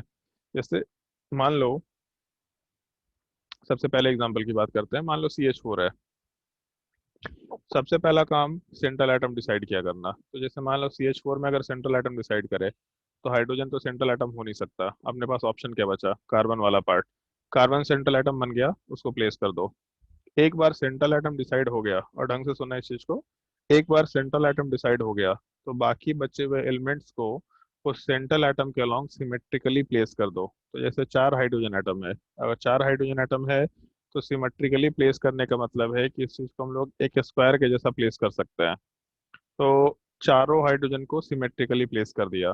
अब उसके बाद बाहर वाले का ऑक्टेट पूरा कराना है। ठीक है, अंदर वाले से मतलब नहीं है, क्योंकि हम लोग लेविस ऑक्टेट रूल में पढ़ चुके हैं कि octet can be expanded, octet octet can be limited, मतलब हाइपोवैलेंट मॉलिक्यूल एग्जिस्ट कर सकता है। तो अंदर वाले के ऑक्टेट से मतलब नहीं है, बाहर वाले का ऑक्टेट पूरा कराना। उसका एक लॉजिक है जो हम तुमको क्लास 12 के बिल्कुल शुरुआत में देंगे। ठीक है, अभी नहीं दे रहे, बस क्लास 12 के शुरुआत में देंगे। तो जब हम लोग सेंट्रल एटम के अलोंग सारे एलिमेंट्स को प्लेस कराए तो बाहर वाले का ऑक्टेट पूरा कराना है। हाइड्रोजन में ऑक्टेट पूरा तो हो नहीं सकता, तो बेसिकली डुप्लेट पूरा कराना है। तो हाइड्रोजन में एक इलेक्ट्रॉन होता है, अगर इसको डुप्लेट बनाना है तो उसको दूसरा इलेक्ट्रॉन चाहिए। तो अगर एक इलेक्ट्रॉन चाहिए तो एक बॉन्ड बनाएगा, 2 इलेक्ट्रॉन चाहिए तो 2 बॉन्ड बनाएगा, 3 इलेक्ट्रॉन चाहिए तो 3 बॉन्ड बनाएगा। क्योंकि एक बॉन्ड मतलब एक इलेक्ट्रॉन चाहिए तो एक इलेक्ट्रॉन शेयर करता है, सामने वाले से एक इलेक्ट्रॉन मिलता है, तो एक इलेक्ट्रॉन शेयर किया, दूसरे से इलेक्ट्रॉन मिला, तो दोनों के लिए दो दो इलेक्ट्रॉन्स हो गए।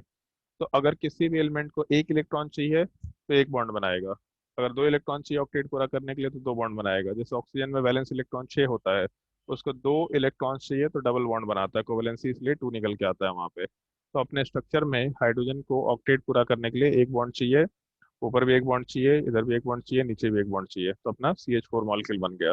अब इस CH4 मॉलिक्यूल वाले पार्ट में बस ये चेक कर लेना कि सेंट्रल एटम का कोवेलेंसी पूरा हो रहा है कि नहीं, पहला चीज। दूसरा, सेंट्रल एटम पे कितने वैलेंस इलेक्ट्रॉन थे और वैलेंस इलेक्ट्रॉन में से कितने बॉन्ड्स में चले गए। जितने बॉन्ड्स बन जाएंगे उतने इलेक्ट्रॉन शेयर हो चुके हैं। जैसे अगर 4 बॉन्ड बन गए मतलब 4 इलेक्ट्रॉन शेयर हो चुके हैं।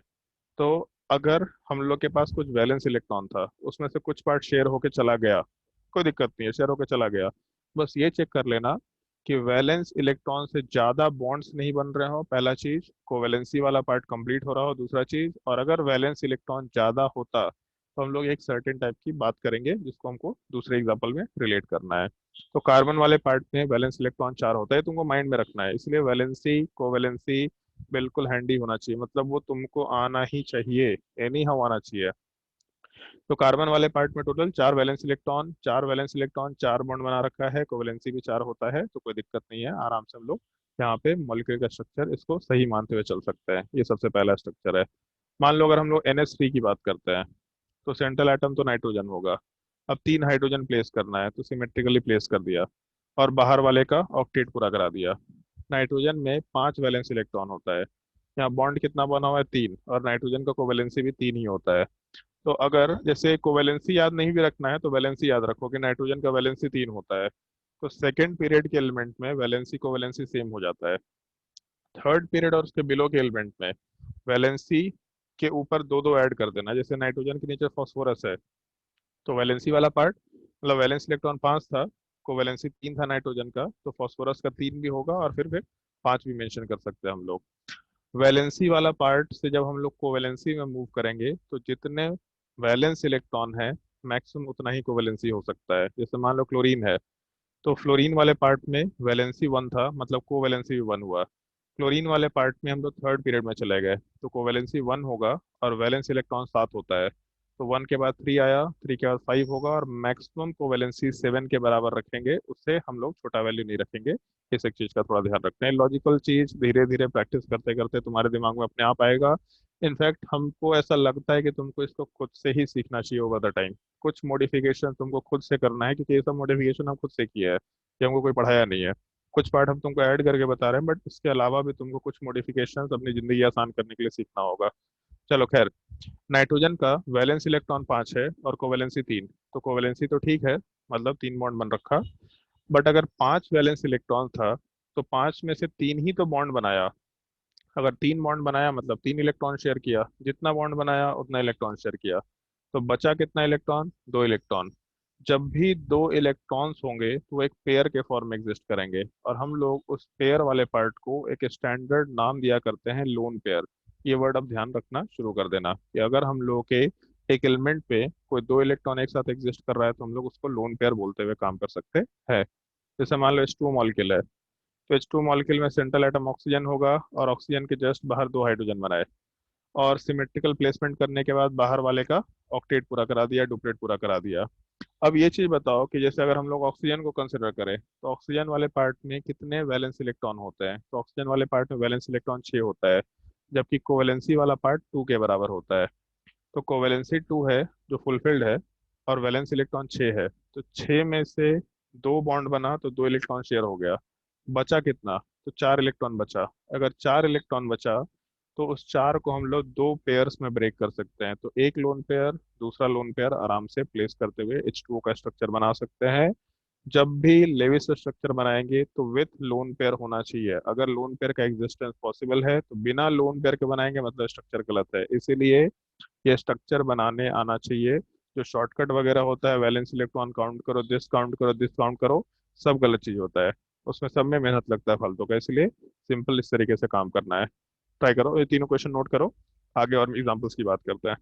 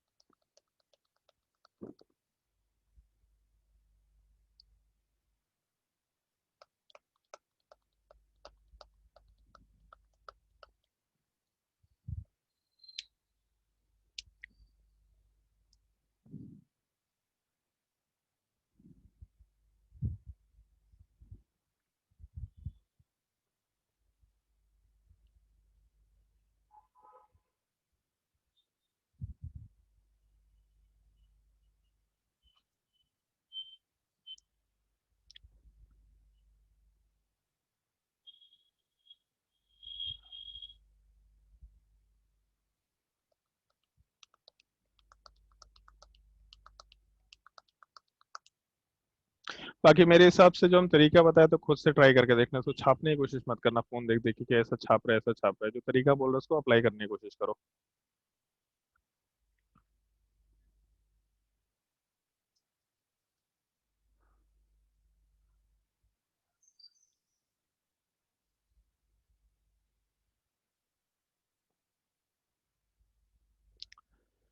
चलो ध्यान दो। Next question PCl5। फॉस्फोरस का इलेक्ट्रोनेगेटिविटी अभी बताया था, बहुत बहुत ही कम होता है। उस केस में फॉस्फोरस सेंट्रल एटम होगा, 5 क्लोरीन है तो पांचों को सिमेट्रिकली प्लेस कर दिया। सिमेट्रिकल प्लेसमेंट का मतलब एक पेंटागन के जैसा डाल सकते हैं।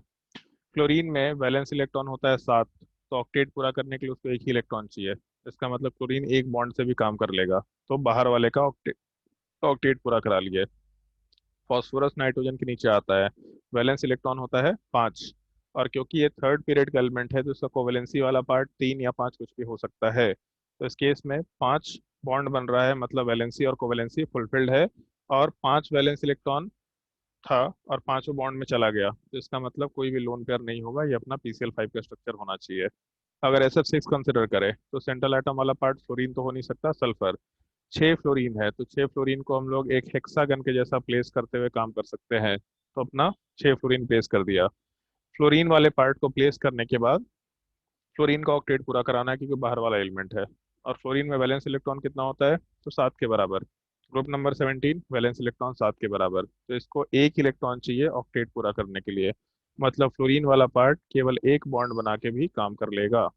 सल्फर वाले पार्ट का वैलेंस इलेक्ट्रॉन होता है 6, ऑक्सीजन के जस्ट नीचे आता है ग्रुप नंबर 16 में, तो अगर वैलेंस इलेक्ट्रॉन 6 के बराबर है, इसका मतलब मैक्सिमम कोवैलेंसी इसका 6 के बराबर होना चाहिए, जो कि यहाँ दिख रहा। और क्योंकि 6 वैलेंस इलेक्ट्रॉन था, सारा बॉन्ड में शेयर हो गया, मतलब कोई भी लोन पेयर नहीं होगा, ये PCl5 और SF6 का स्ट्रक्चर निकल के आ जाएगा। नोट करो दोनों एग्जांपल्स, थोड़ा तेजी से नोट करते जाना।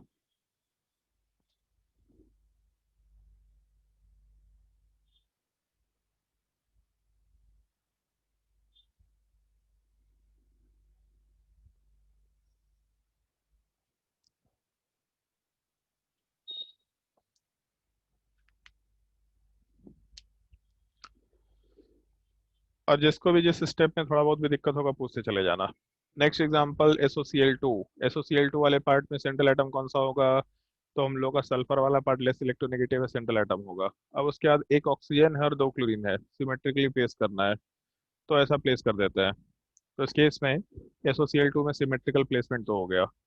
क्लोरीन वाले पार्ट में वैलेंस इलेक्ट्रॉन होता है 7, इसका मतलब एक इलेक्ट्रॉन चाहिए तो एक एक बॉन्ड बनाएगा। ऑक्सीजन वाले पार्ट में वैलेंस इलेक्ट्रॉन होता है 6, इसका मतलब दो इलेक्ट्रॉन चाहिए, तो दो इलेक्ट्रॉन के लिए आइदर डबल बॉन्ड बना दे एक, या दो सिंगल सिंगल बॉन्ड बना दे। तो यहाँ पे एक डबल बॉन्ड बना के काम कर सकते हैं। अब सल्फर वाले पार्ट के वैलेंस इलेक्ट्रॉन को काउंट करें तो ऑक्सीजन के जस्ट नीचे आता है, तो सल्फर वाले पार्ट में भी 6 वैलेंस इलेक्ट्रॉन। और कोवेलेंसी वाला पार्ट वैलेंसी के बराबर होता है, शुरुआत में दो, फिर के इसके बाद 4 होना चाहिए, और मैक्सिमम वैलेंसी के बराबर या फिर सॉरी वैलेंस इलेक्ट्रॉन के बराबर 6 हो सकता है। तो सल्फर में कोवेलेंसी वाला पार्ट 2 4 6 तीनों बना सकते हैं हम लोग, और यहाँ वाले पार्ट में हम लोग को कोवेलेंसी 4 दिख रहा, मतलब ठीक है। और सल्फर पे क्योंकि 6 वैलेंस इलेक्ट्रॉन है, 6 में से 4 बॉन्ड में चला गया, तो इसका मतलब बचा कितना इलेक्ट्रॉन? दो। अगर दो बच गया तो इस केस में एक लोन पेयर बना करके SOCl2 का स्ट्रक्चर बनाया जा सकता है। कोई डाउट है यहाँ तक तो पूछ लो आराम से, अगर डाउट नहीं है तो आगे बढ़ते हैं।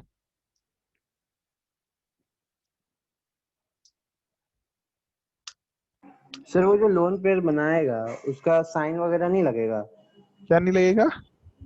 सर साइन जैसे प्लस क्या? माइनस होता है ना, जैसे कि कोई भी इलेक्ट्रॉन बच जाता है तो फिर प्लस माइनस लगाते हैं ना, हाँ, तो उस केस में नहीं लगेगा वहां पे? खड़ा कर देना कोई झंडा लेकर के इसको साइन बोर्ड के साथ। अरे जो ऐसा ऐसा वो किया है सर, इलिप्स टाइप का जो शेप बनाया है वो बनाया तो है साइन के लिए। बुझाया? नहीं। अरे भाई, ये दो इलेक्ट्रॉन है, इसको ऐसा घेर करके रख रहे हैं, तो हो गया वो साइन। अच्छा। चलो नेक्स्ट एग्जांपल पे ध्यान दो। अब हम थोड़ा रूल्स में मॉडिफिकेशन कर रहे हैं। अगर कभी भी नाइट्रोजन और फास्फोरस के साथ ऑक्सीजन प्रेजेंट हुआ मॉलिक्यूलर फॉर्मूले में, ठीक है, कभी भी नाइट्रोजन और ऑक्सीजन के साथ फास्फोरस हुआ तो सबसे पहला काम N डबल बॉन्ड O या P डबल बॉन्ड O बनाया करो। सबसे पहला काम N डबल बॉन्ड O या P डबल बॉन्ड O बनाएंगे। जैसे मान लो POCl3 दे रखा, तो फास्फोरस के साथ ऑक्सीजन प्रेजेंट है, तो सबसे पहला काम P डबल बॉन्ड O बना दो। फास्फोरस सेंट्रल एटम तो होगा, पहला काम ही P डबल बॉन्ड O बना देना है। अब 3 क्लोरीन है, तो तीनों क्लोरीन को सिमेट्रिकली प्लेस कर दिया। तो इस केस में क्लोरीन वाला पार्ट के ऊपर वैलेंस इलेक्ट्रॉन कितना था? 7। उसको एक ही इलेक्ट्रॉन चाहिए तो एक ही बॉन्ड बनाएगा, तो एक बॉन्ड, दो बॉन्ड, तीन बॉन्ड। फॉस्फोरस वाले पार्ट पे वैलेंस इलेक्ट्रॉन कितना होता है? 5 के बराबर। 5 बॉन्ड बन गया, मतलब कोवेलेंसी कंप्लीट हो रखा है, कोई दिक्कत नहीं है। और क्योंकि 5 बॉन्ड था, सॉरी 5 इलेक्ट्रॉन था वैलेंस, और पांचों बॉन्ड में चला गया, तो एक भी लोन पेयर नहीं होगा, ये POCl3 का स्ट्रक्चर निकल के आएगा। जब भी कभी फॉस्फोरस और नाइट्रोजन के ऊपर ऑक्सीजन प्रेजेंट होगा तो सबसे पहला काम P डबल बॉन्ड O या N डबल बॉन्ड O बनाया करेंगे। इस एक चीज का थोड़ा ध्यान रखना है। उसके बाद एक छोटा सा रूल और है। अगर कभी भी किसी कंपाउंड के मॉलिक्यूलर फॉर्मूले में हाइड्रोजन एंड ऑक्सीजन साथ में देगा, तो इस केस में OH ग्रुप बनाया करेंगे, इस रूल को फॉलो करते हुए कि अगर हम लोग का नाइट्रोजन और फॉस्फोरस के साथ ऑक्सीजन दे दिया हो, तो उस केस में सबसे पहला काम हम लोग P डबल बॉन्ड O बनाएंगे या फिर N डबल बॉन्ड O बनाएंगे। और अगर हम लोग का ये रूल फॉलो हो गया तो उसके बाद हम लोग इस चीज़ की बात करेंगे। अगर मान लो केवल हाइड्रोजन ऑक्सीजन दे रखा है तो OH ग्रुप बनाएंगे। बट अगर फॉस्फोरस से एसोसिएटेड मॉलिक्यूल के अंदर ऑक्सीजन हाइड्रोजन दोनों दे रखा है, तो पहला काम P डबल बॉन्ड O बनाया करेंगे। सबसे पहला काम P double bond O N double bond O बनाओ। उसके बाद अगर एक मॉलिक्यूलर फॉर्मूले के अंदर हाइड्रोजन ऑक्सीजन दे रखा, तो जितना मैक्सिमम पॉसिबल हो सकता है OH ग्रुप बनाया करो। तो अगर मान लो हम लोग का जैसे H2SO4 है, तो सेंट्रल एटम क्या होगा? सल्फर। हाइड्रोजन प्रेजेंट है, ऑक्सीजन प्रेजेंट है, तो इस केस में जैसे OH का मतलब होता है कि ऑक्सीजन के साथ एक हाइड्रोजन अटैच्ड है। ऑक्सीजन कितना बॉन्ड बना सकता है? दो। एक बॉन्ड बना चुका, बाकी बचा कितना बॉन्ड बनाने को? एक। तो इसीलिए ये OH ग्रुप हमेशा एक बॉन्ड बनाया करेगा। तो जब भी OH बोलेंगे इसका मतलब उस OH ग्रुप को एक बॉन्ड के साथ एसोसिएट कर सकते हैं। तो H2SO4 में सेंट्रल एटम हम लोग का सल्फर हो गया। अब दो हाइड्रोजन प्रेजेंट है यहाँ पे मॉलिक्यूल में, और 4 ऑक्सीजन है। तो 2 हाइड्रोजन 4 ऑक्सीजन, इसका मतलब मैक्सिमम 2 OH ग्रुप बना सकते हैं। तो हम लोग का 2 OH ग्रुप बना करके इसको सिमेट्रिकली प्लेस कर देते हैं। और ऑक्सीजन वाले पार्ट को हम लोग सिंगल बॉन्ड से सल्फर से अटैच कर देंगे, बेसिकली उस OH ग्रुप को सल्फर से आराम से अटैच कर देंगे। और इसके अलावा हम लोगों का 2 ऑक्सीजन बचा रह गया, तो 1 ऑक्सीजन 2 ऑक्सीजन सिमेट्रिकली प्लेस करो। और क्योंकि ऑक्सीजन वाला पार्ट डबल बॉन्ड बना के रहेगा, तो आराम से डबल बॉन्ड बना करके हम लोग H2SO4 का स्ट्रक्चर बना सकते हैं। फिर से एक बार बोल रहे रूल को, अगर हम लोग के मॉलिक्यूलर फॉर्मूले में हाइड्रोजन ऑक्सीजन होगा तो जितना OH ग्रुप बन सकता है उतना OH ग्रुप बनाएंगे। पहले वाले रूल का ध्यान रखना, फास्फोरस नाइट्रोजन के साथ पहले P डबल बॉन्ड O या फिर N डबल बॉन्ड O बनाया करेंगे। नोट कर लो दोनों एग्जांपल्स।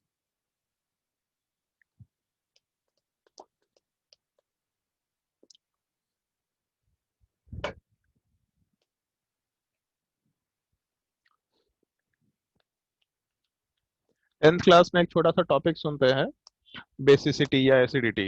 इस तरह का एक वर्ड सुनते हैं, बेसिकली बेसिसिटी की ही बात कर रहे हैं हम लोग। H2SO4 में 2H+ जा सकता है, जितने हाइड्रोजन ऑक्सीजन से अटैच्ड होते हैं उसको H+ के फॉर्म में हटा सकते हैं हम लोग। तो यहाँ पे 2 हाइड्रोजन वाले पार्ट को H+ के फॉर्म में हटा सकते हैं। H3PO4 वाले पार्ट का बेसिसिटी या प्रोटिसिटी 3 के बराबर होता है, क्योंकि H3PO4 वाले पार्ट का जब स्ट्रक्चर अभी बनाएंगे, जैसे बना देते हैं। अगर H3PO4 है तो सबसे पहला काम, कंपाउंड में हाइड्रोजन ऑक्सीजन है बट फॉस्फोरस भी है, तो सबसे पहला काम P डबल बॉन्ड O ही बनाया करेंगे। अब उसके बाद 4 ऑक्सीजन में से 1 ऑक्सीजन तो खत्म हो चुका, बचा कितना? 3 ऑक्सीजन 3 हाइड्रोजन, तो इसका मतलब यहाँ से 3 OH ग्रुप बना सकते हैं। तो एक OH ग्रुप सिंगल बॉन्ड, दूसरा OH ग्रुप सिंगल बॉन्ड, तीसरा OH ग्रुप सिंगल बॉन्ड। इसका मतलब फॉस्फोरस वाला पार्ट 5 बॉन्ड बना दिया, अपना काम हो गया।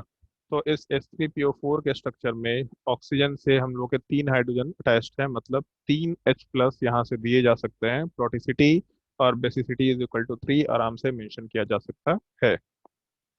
बट अगर मान लो हम लोग के H3PO3 वाले पार्ट का फॉर्मूला लेके चलते हैं H3PO4 के जगह, तो पहला काम P डबल बॉन्ड O बनाया। उसके बाद क्या करें, तो उसके बाद अब 3 ऑक्सीजन में से एक तो डबल बॉन्ड ऑक्सीजन में चला गया, तो 2 ऑक्सीजन बचा। 2 ऑक्सीजन है और 3 हाइड्रोजन है, तो अब क्या करें, तो इस केस में मैक्सिमम 2 ही OH ग्रुप बना सकते हैं, क्योंकि 1 ऑक्सीजन खत्म हो चुका, अब 2 ही ऑक्सीजन प्रेजेंट है। अगर 2 OH ग्रुप बनाना है तो बना दिया, एक OH ग्रुप दूसरा OH ग्रुप।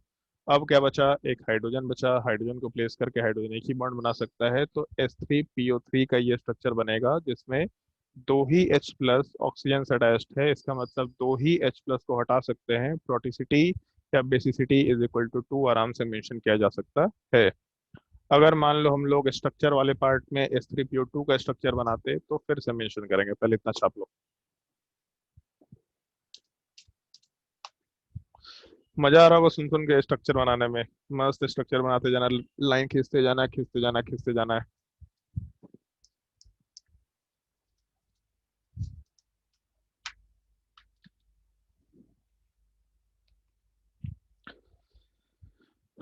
अगर हम सीरियसली बताए तो हमको मोल कंसेप्ट, पीरियोडिक टेबल पढ़ाने का मन ही नहीं करता। मोल कंसेप्ट, पीरियोडिक टेबल और नोमेनक्लेचर हेडेक है मेरे लिए पढ़ाना। मोल कंसेप्ट इसलिए हेडेक है कि सबसे शुरुआत में लोग आते हैं, बहुत भारी चीज लगता है उन लोगों को। एटॉमिक स्ट्रक्चर पढ़ाने में मजा आता है, सिंपल सिंपल चीज है, मजेदार चीज है, कुछ समझाना होता है उसमें। पीरियोडिक टेबल में सब रटवाना होता है, हम ही से कोई पूछेगा सर ये चीज क्या होता है, हमको नहीं पता, तो दिक्कत हो जाता है। पीरियोडिक टेबल में तो चलो ठीक है, याद हो गया है, बट नोमेनक्लेचर में बहुत रूल्स है यार, दिमाग खराब हो जाता है बताने में। ये रूल है, ये रूल है, इसको ऐसे याद रखते हैं, कार्बन चेन इधर है। कार्बन चेन का क्या करेंगे, उसे लटक जाना है, उसपे ऊपर पहुंच जाना ज्यादा बेटर। चलो अगला एग्जांपल ट्राई करके देखो। सर हाँ बोलो। नहीं देते मुंह माया सब, क्या? और क्यों नहीं देते सब मुंह माया? छोड़ क्यों नहीं देते यार, मतलब पेट का सवाल है, पापी पेट का सवाल है, छोड़ने का इंतजाम कर रहे हैं। हम तो तुम लोग को बता ही थे कि हम 33-34 साल तक ही ये चीज करेंगे, उसके बाद हम नहीं रहेंगे इस फील्ड में, उसके बाद हम चले जाएंगे रिसर्च करने। आइधर रिसर्च करने US चले जाएंगे, और नहीं तो रिसर्च करने हिमालय चले जाएंगे। दोनों में एक जगह तो जाएंगे ही जाएंगे। तो अभी तो प्लान नहीं है ऐसा कुछ, बट ठीक है इन कुछ फ्यूचर लेके का। आइएगा जहाँ भी जाइएगा, क्या करेंगे? कुछ भी लेके आइएगा जहाँ भी जाइएगा। अबे तुम अलग ही लालची आदमी हुए जा रहा है। जाने का ठिकाना नहीं है सर, जाइएगा अच्छी बात है, चले जाइएगा सर, उधर से कभी लौटिएगा इन केस तो फिर कुछ लेके आइएगा। बस एक कहीं भी जाइएगा लेके आइएगा, पहले अपना डिमांड बता रहा है। चलो ध्यान दो, मान लो S3PO2 सर लेके लोन चलते हैं। पेयर को डिफाइन कैसे करेंगे? क्या? लोन पेयर को डिफाइन कैसे करते हैं हम लोग? लोन पेयर को डिफाइन कैसे करते हैं मतलब? मतलब कोई पूछा व्हाट इज लोन पेयर तो डिफाइन कैसे करेंगे? जो पेयर अकेला बैठा हुआ लोन पेयर हो गया। कोई नहीं पूछेगा तुमसे लोन पेयर क्या होता है। तो सवाल पूछने से पहले सोच लिया करो कि लोन पेयर क्या होता है, ये डिफाइन कैसे करेंगे। ठीक है, इलेक्ट्रॉन को कैसे डिफाइन करता है बताओ? बचपन से सुनते आ रहे हैं इलेक्ट्रॉन को, कैसे डिफाइन चार्ज करते हैं है। इलेक्ट्रॉन को? अरे इलेक्ट्रॉन चार्ज है। चार्ज तो उसका प्रॉपर्टी है। कैसे डिफाइन करते हैं electron? Electron is a charge. Neutron क्या है? Neutron is a zero charge. आज बताओ, तो आज नहीं बताएगा तो हम भगाएंगे क्लास से तुमको। क्या नहीं है सर। क्या है ठीक इलेक्ट्रॉन है है बताओ? सर। नहीं नहीं, आज तो बताओ ही, तुम बचपन से सुन रहा था ना इलेक्ट्रॉन न्यूट्रॉन प्रोटॉन, पूछा आज तक कभी कि कैसे डिफाइन करेंगे? आज तुमको नहीं डिफाइन तो वैसा डिफाइन तो करना है। डेफिनेशन तो है ना सर। छोड़ दीजिए। कोई डेफिनेशन नहीं है। तो लोन ये पेयर मतलब फंडामेंटल पार्टिकल है सर बस। इलेक्ट्रॉन बेसिकली एक फंडामेंटल पार्टिकल है। डेफिनेशन बस इतना ही बोल सकते हैं। तो लोन पेयर एक पेयर है, बेसिकली दो इलेक्ट्रॉन्स का पेयर है। अकेला पेयर बैठा हुआ है लोन पेयर। अलोन पेयर कर लो, जैसे तुम अकेला बैठा हुआ होगा जिंदगी में अपने, तो अलोन पेयर। ठीक है चलो ध्यान दो। S3PO2 का स्ट्रक्चर बनाए तो सबसे पहले हम लोग पी डबल बॉन्ड ओ बनाएंगे। अब जब पी डबल बॉन्ड ओ बनाए तो दो ऑक्सीजन में से एक तो खत्म हो गया, बाकी बचा एक ऑक्सीजन और उसके अलावा तीन हाइड्रोजन। तो मैक्सिमम कितने OH ग्रुप बन सकते हैं? तो एक OH ग्रुप बना, एक OH ग्रुप डाल दिया। अब दो हाइड्रोजन के साथ बॉन्ड बना दिया। फॉस्फोरस वाला पार्ट पांच बॉन्ड बना रखा है, फॉस्फोरस वैलेंसी वाला पार्ट भी पांच होता है, मतलब कोई लोन पेयर नहीं होगा। ये S3PO2 का स्ट्रक्चर हो जाएगा, जिसमें एक ही हाइड्रोजन हम लोग के H प्लस ऑक्सीजन से अटैच्ड है। तो इसका मतलब प्रोटिसिटी या basicity is equal to one. पूरा मॉलिक्यूल एक H प्लस दे सकता है। ऑल्दो इसमें तीन हाइड्रोजन है, बट पूरा मॉलिक्यूल एक ही H प्लस दे सकता है, ऐसा बोल सकते हैं हम लोग। नोट कर लो इस चीज को।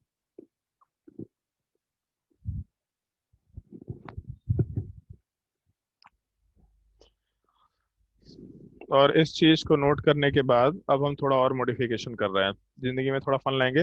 जैसे अभी तक हम बोल के चल रहे थे कि थोड़ा सिमेट्रिकल स्ट्रक्चर बना के चलना। अच्छी बात है, सिमेट्रिकल स्ट्रक्चर बनाना कोई दिक्कत नहीं है। जैसे मान लो ये कंपाउंड दे रखा, तो इस केस में क्या करें? तो इस केस में सबसे पहला काम तो ये सेंट्रल एटम डिसाइड करो। तो सेंट्रल एटम सल्फर होना चाहिए, बट सल्फर वाला पार्ट तो दो दे रखा है इधर। अगर दो दे रखा तब क्या करें? तो अगर दो सल्फर है तो दोनों सेंट्रल एटम है। अगर दोनों सेंट्रल एटम है तो सबसे सिमेट्रिकल शेप क्या दिख रहा? तो सामने सामने बना दिया। अब क्या करें? तो दो हाइड्रोजन है, सात ऑक्सीजन है। इसका मतलब हम लोग दो OH ग्रुप बना सकते हैं। तो अगर दिमाग चलता होगा तो सोच सकते हैं, अगर इक्वलिटी चाहिए समाज में, तो एक OH ग्रुप एक सल्फर को दिया, दूसरा OH ग्रुप दूसरा सल्फर को दिया। चलो ठीक है, हो गया। अब क्या बचा? पांच ऑक्सीजन बच गया। तो क्या करे? तो एक ऑक्सीजन एक सल्फर को दिया तो दूसरे ऑक्सीजन को भी न, दूसरा सल्फर को दूसरा ऑक्सीजन चाहिए। एक को दिया तो दूसरे ऑक्सीजन दूसरे वाले सल्फर पे डाले। अब कितना ऑक्सीजन बचा? एक ऑक्सीजन। क्या करना चाहिए? तो लॉजिकली बीच में आ जाना चाहिए। अब क्या करें हम लोग? तो बाहर वाले का ऑक्टेट पूरा कराना है। तो ऑक्सीजन डबल बॉन्ड, यहाँ भी डबल बॉन्ड, यहाँ भी डबल बॉन्ड, नीचे भी डबल बॉन्ड। और बीच में जो ऑक्सीजन है, ये बीच वाला ऑक्सीजन दो बॉन्ड बनाएगा और दोनों तरफ कुछ कुछ दिख रहा है। और पूरे स्ट्रक्चर को आपस में एसोसिएट भी तो करना है, तो दोनों तरफ सिंगल बॉन्ड बना दिए। H2H2O7 का स्ट्रक्चर बना के आ गया। जो भी तुम्हारा शॉर्टकट निकला है दुनिया में, वो सारा शॉर्टकट इस तरह के मॉलिक्यूल में फेल कर जाता है। तो इसलिए वो शॉर्टकट्स वगैरह बिल्कुल ट्राई नहीं करने का है। नोट कर लो इस चीज को, और एक बार देख लेना कि लोन पेयर वाला पार्ट कुछ है तो नहीं यहाँ पे जो होना चाहिए था।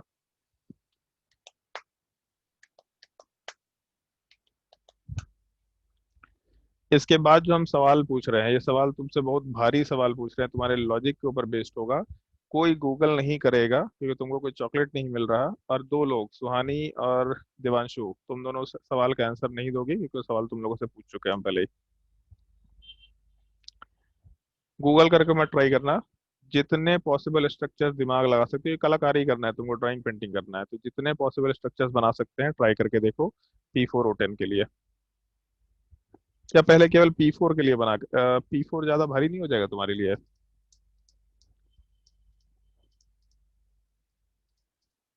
नहीं ठीक है, ट्राई करके देखो। P4O10 के लिए बहुत भारी स्ट्रक्चर है, बट ट्राई करके देखो। जो दिमाग में आता है सारा पॉसिबिलिटी बना लो, जो दिमाग चलता है तुम्हारा, जितना लॉजिक चलता है सब चला लो आज। सारा न्यूरॉन्स यूज कर लो दिमाग का।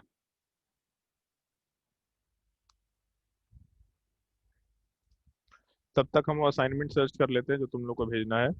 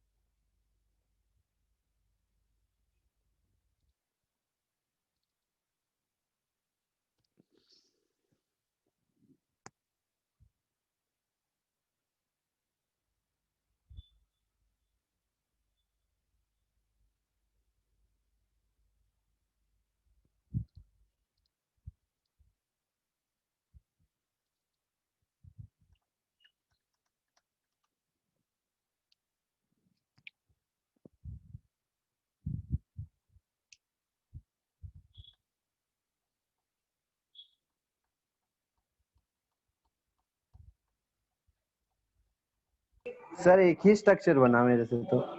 एक ही स्ट्रक्चर बना तो दुनिया में एक ही स्ट्रक्चर एग्जिस्ट ही कर रहा है, और कितना बनाना है तुमको?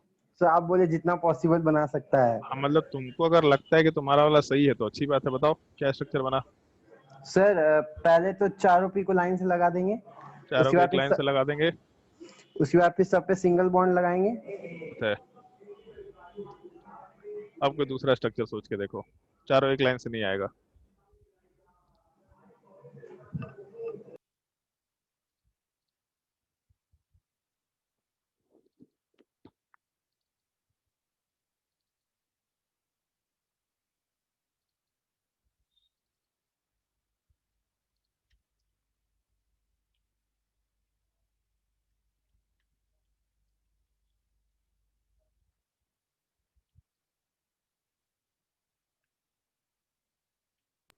सर एक बना है सर स्ट्रक्चर। बताओ। सर रोम्बस के शेप में चारों पी को रख देंगे। फिर रोम्बस के शेप में एक मिनट आने दो। रोम्बस के शेप में, रोम्बस का शेप कैसा होता है भाई? अच्छा ऐसा होता है। मतलब कॉर्नर कॉर्नर की तरह से। हाँ ठीक है, ऐसा होता है ना? नहीं सर, थोड़ा टिल्ट कर दीजिए इसको। टिल्ट कर दें? सर मतलब पी ऊपर। हाँ सर ऐसा वैसे। बर्फी जैसा। बर्फी जैसा? ओके ठीक है। और सर चार साइड में एक एक बॉन्ड बॉन्ड बना दीजिए। चार साइड में एक एक बॉन्ड बना दे, यस मतलब सर। ऐसा? Yes sir. ठीक है। सर फिर ऊपर से दो एक बना दीजिए, ऊपर का पी और नीचे का पी। ठीक है।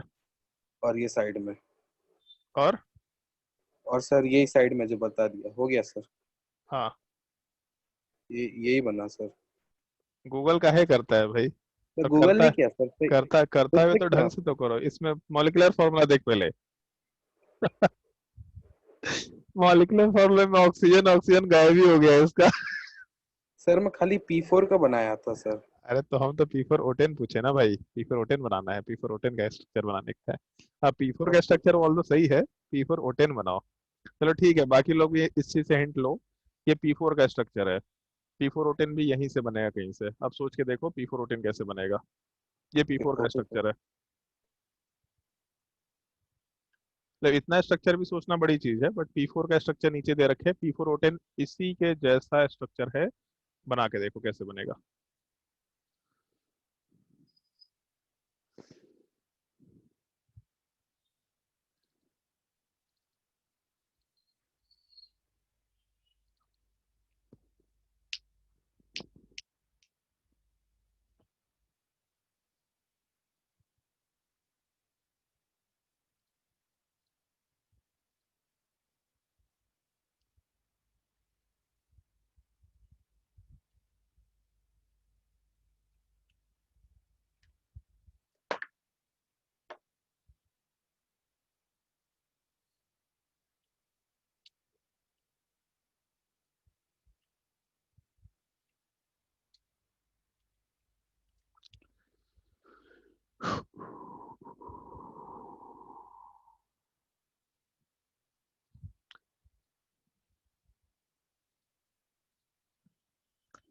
सर सारा बॉन्ड में बस ऑक्सीजन फिट करना है, बाकी दिन कंप्लीट है। सारा बॉन्ड में ऑक्सीजन फिट करने का मतलब कैसा फिट करना है? ऐसा ऑक्सीजन फिट कर दे क्या याचिका? ऐसा ही ऑक्सीजन फिट करना है?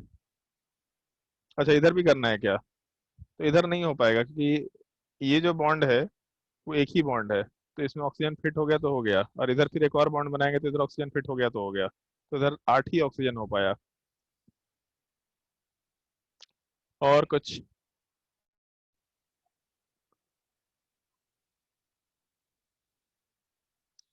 सर पी के बाहर केटोन जैसा ओ।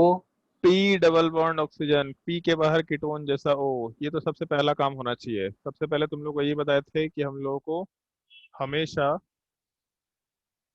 जैसे मान लो P4 का स्ट्रक्चर नहीं मालूम होता, तो सेंट्रल एटम क्या है? फास्फोरस। तो 4 फास्फोरस को प्लेस करना है तो एक स्क्वायर के जैसा प्लेस करेंगे, सबसे सिमेट्रिकल शेप दिखाई देता है।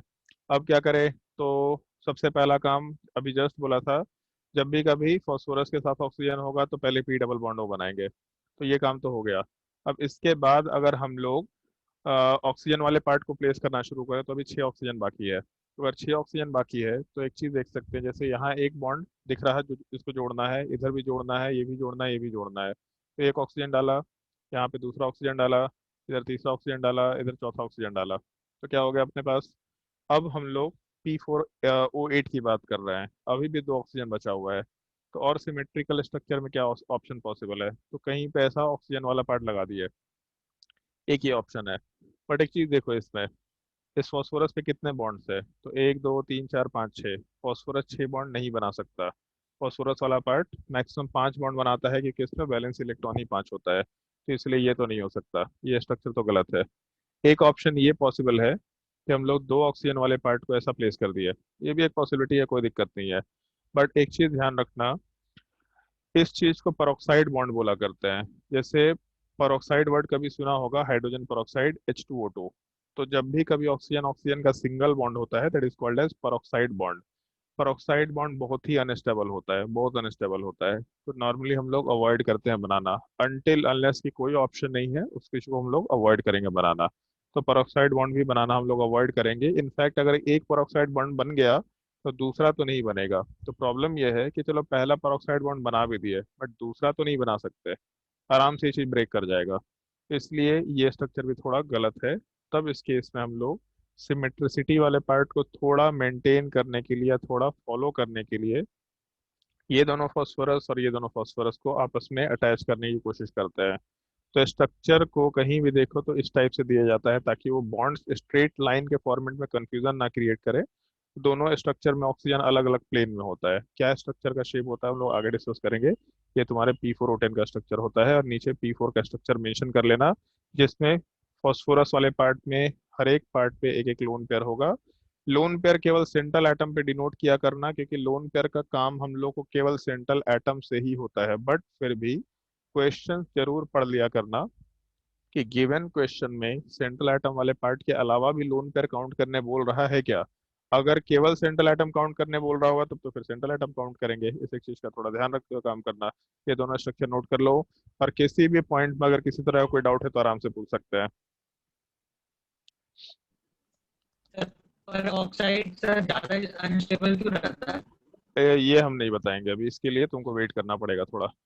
और कोई डाउट?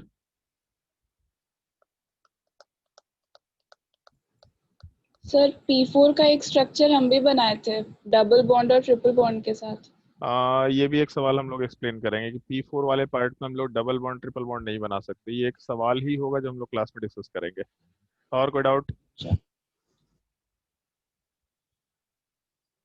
बताओ भाई, कोई और कोई डाउट?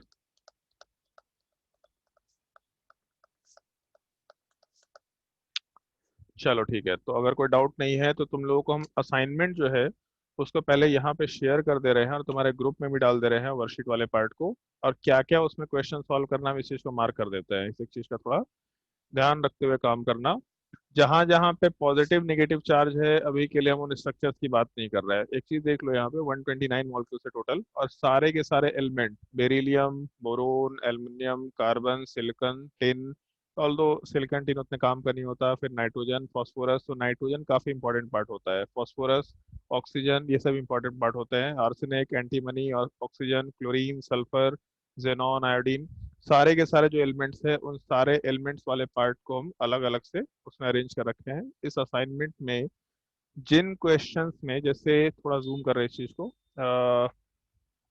मान लो ये है 38 नंबर, 39 नंबर, तो 38 में स्टार मार्क कर रखा है। इसका स्ट्रक्चर थोड़ा यूनिक टाइप का होगा, पहले खुद से ट्राई करके देखना। नहीं बनता है तो उसके बाद स्ट्रक्चर वाले पार्ट को इसके आंसर में देखना है। स्ट्रक्चर यहाँ आंसर में दे रखा है, और आंसर दे के छोड़ मत देना। अपने कॉपी में उस यूनिक स्ट्रक्चर को किसी दूसरे पेन से बना लेना, क्योंकि 2 साल के बाद जब कॉपी रिवाइज कर रहे होंगे तो उन सब स्ट्रक्चर्स में नजर जाना मस्ट कंडीशन है, तो इसलिए थोड़ा ध्यान रखना इस चीज का, ठीक है।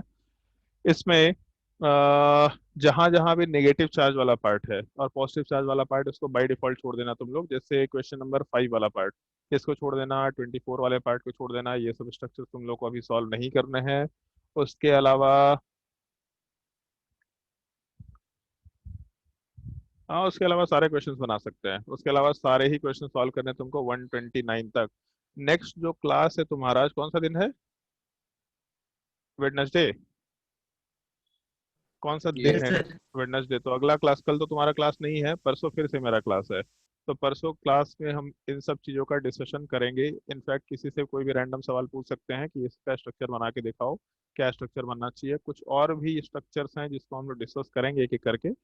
कुछ स्ट्रक्चर्स अलग टाइप के होंगे जो तुमको याद रखना है। जैसे सल्फर वाले पार्ट में ये 82 नंबर, इसमें S4O6 2 माइनस करके स्ट्रक्चर होगा, ये तुमको याद रखना है। उसके अलावा H2O3, ये स्ट्रक्चर वाला पार्ट याद रखना। ऑल्दो अभी इसको जैसे चार्ज है तो इसको अभी सॉल्व नहीं करना है, बट आगे तुमको याद रखना पड़ेगा स्ट्रक्चर्स को। H2S2O7 वो सिंपल तरीके से बता दिए, जिंदगी भर तुम लोग को याद रहेगा ही रहेगा, इसमें कोई दिक्कत नहीं होना चाहिए। बाकी एक बार ट्राई करके देखो सारे के सारे क्वेश्चन जिसमें चार्जेस नहीं है, उन सारे क्वेश्चंस को ट्राई करके देखो। और अगर कहीं पे इस तरह का पार्ट दिखेगा, जैसे मान लो HNO3 है, तो HNO3 में नाइट्रोजन के साथ डबल बॉन्ड ऑक्सीजन और एक हाइड्रोजन है, एक ऑक्सीजन, मतलब एक OH ग्रुप होगा। उसके अलावा तुम लोगों को हो सकता है कि कहीं एक कोऑर्डिनेट बॉन्ड दिखे, और अगर कोऑर्डिनेट बॉन्ड नहीं दिखेगा तो उस केस में ऑक्सीजन का साथ सिंगल बॉन्ड और प्लस और माइनस चार्ज दिखेगा, तो ये भी स्ट्रक्चर होगा। अगर कहीं ऐसा स्ट्रक्चर दिखेगा तो समझ जाना कि एक कोऑर्डिनेट बॉन्ड का स्ट्रक्चर है, वो भी पॉसिबिलिटी हो सकता है। क्योंकि नाइट्रोजन वाला पार्ट 4 बॉन्ड तो बना नहीं सकता, तो वो एक कोऑर्डिनेट बॉन्ड बना के अपना ऑक्टेट भी बराबर रखता है और दूसरे एलिमेंट का ऑक्टेट भी पूरा कर देता है। तो HNO4 का, सॉरी, HNO3 का स्ट्रक्चर ऐसे बना सकते हैं। इस एग्जांपल का थोड़ा ध्यान रखना। इस तरह के और कोई एग्जांपल दिखेंगे तो उसका भी ध्यान रखना है तुम लोगों को। और इन सब क्वेश्चंस को सॉल्व करने के बाद, ये तो बाय डिफॉल्ट तुम्हारा होमवर्क है। होमवर्क में एक तरीके से तुम्हारा ड्यूटी है, तुमको एक ड्यूटी फुलफिल करना ही करना है। अगर ड्यूटी फुलफिल नहीं करेंगे तो 2 साल के बाद एक सवाल आएगा तुम्हारे बोर्ड की एग्जाम में, गलती होगा तो हमको मत बोलना, हम गलत अलग से गाली सुनाएंगे फिर उस टाइम पे, ठीक है। अरे यार, ये क्यों नहीं नीचे नहीं आ रहा?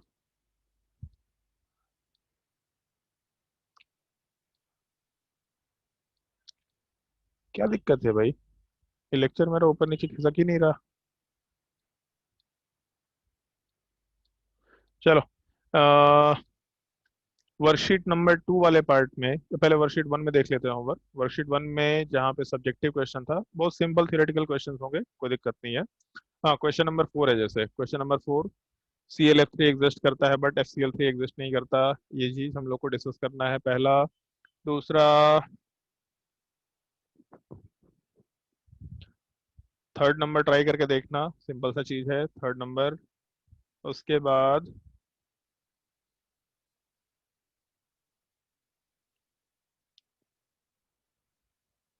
सब में एक एक निगेटिवली चार्ज दे दिया है तो उसको तो बना नहीं सकते।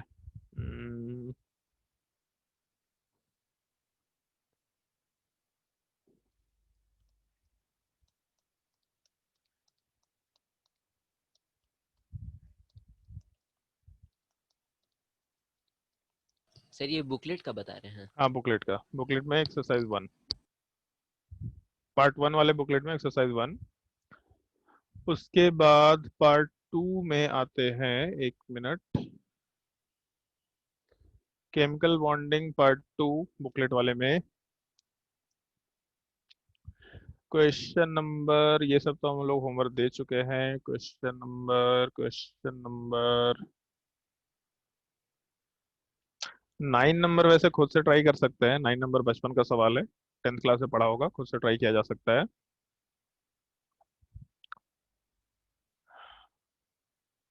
Question number 17।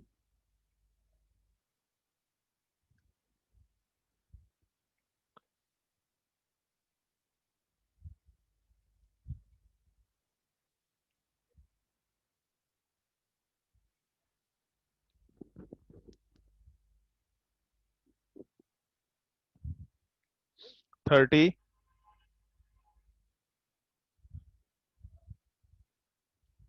32 में दिमाग लगा के देखना, ऑल्दो हम इस चीज़ का डिस्कशन हम लोग कर चुके हैं, बट काइंडली अभी फिर से एक बार डिस्कशन होगा इस चीज़ का, बट अभी एक छोटा सा डिस्कशन कर चुके, उतने से अपना सवाल बन जाएगा।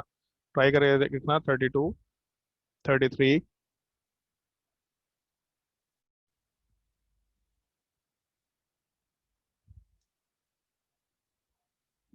43,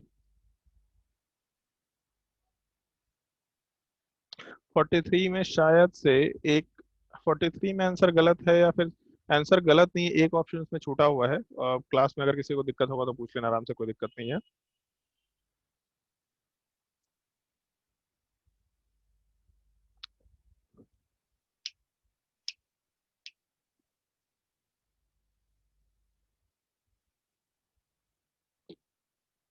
ठीक है, अभी इतने क्वेश्चन ट्राई करना, इतने क्वेश्चन आराम से सॉल्व कर सकते हैं। फिर हम लोग नेक्स्ट क्लास में लेविस स्ट्रक्चर का नेगेटिव चार्ज पॉजिटिव चार्ज वाला पार्ट डिस्कशन करेंगे, और उसके अलावा थोड़ा बहुत ऐसे ही रैंडम कुछ क्वेश्चन पूछेंगे, और उसके बाद फिर हम लोग आराम से कोवेलेंट बॉन्डिंग वाला पार्ट शुरू करेंगे। कोवेलेंट बॉन्डिंग होता कैसे है, क्या होता है उसमें, वो सारी चीज़ों का डिस्कशन शुरू करेंगे। अगर किसी को कोई परेशानी है, कोई दुख है तो बताओ, और अगर नहीं है तो आज के लिए क्लास यहीं पे एंड करते हैं। कोई भी डाउट है तो आराम से पूछ सकता है, और अगर डाउट नहीं है तो फिर इसके लिए यहीं पे क्लास एंड करेंगे। चलो ठीक है, तो आज के लिए क्लास एंड करते हैं, नेक्स्ट क्लास में कंटिन्यू करते हैं।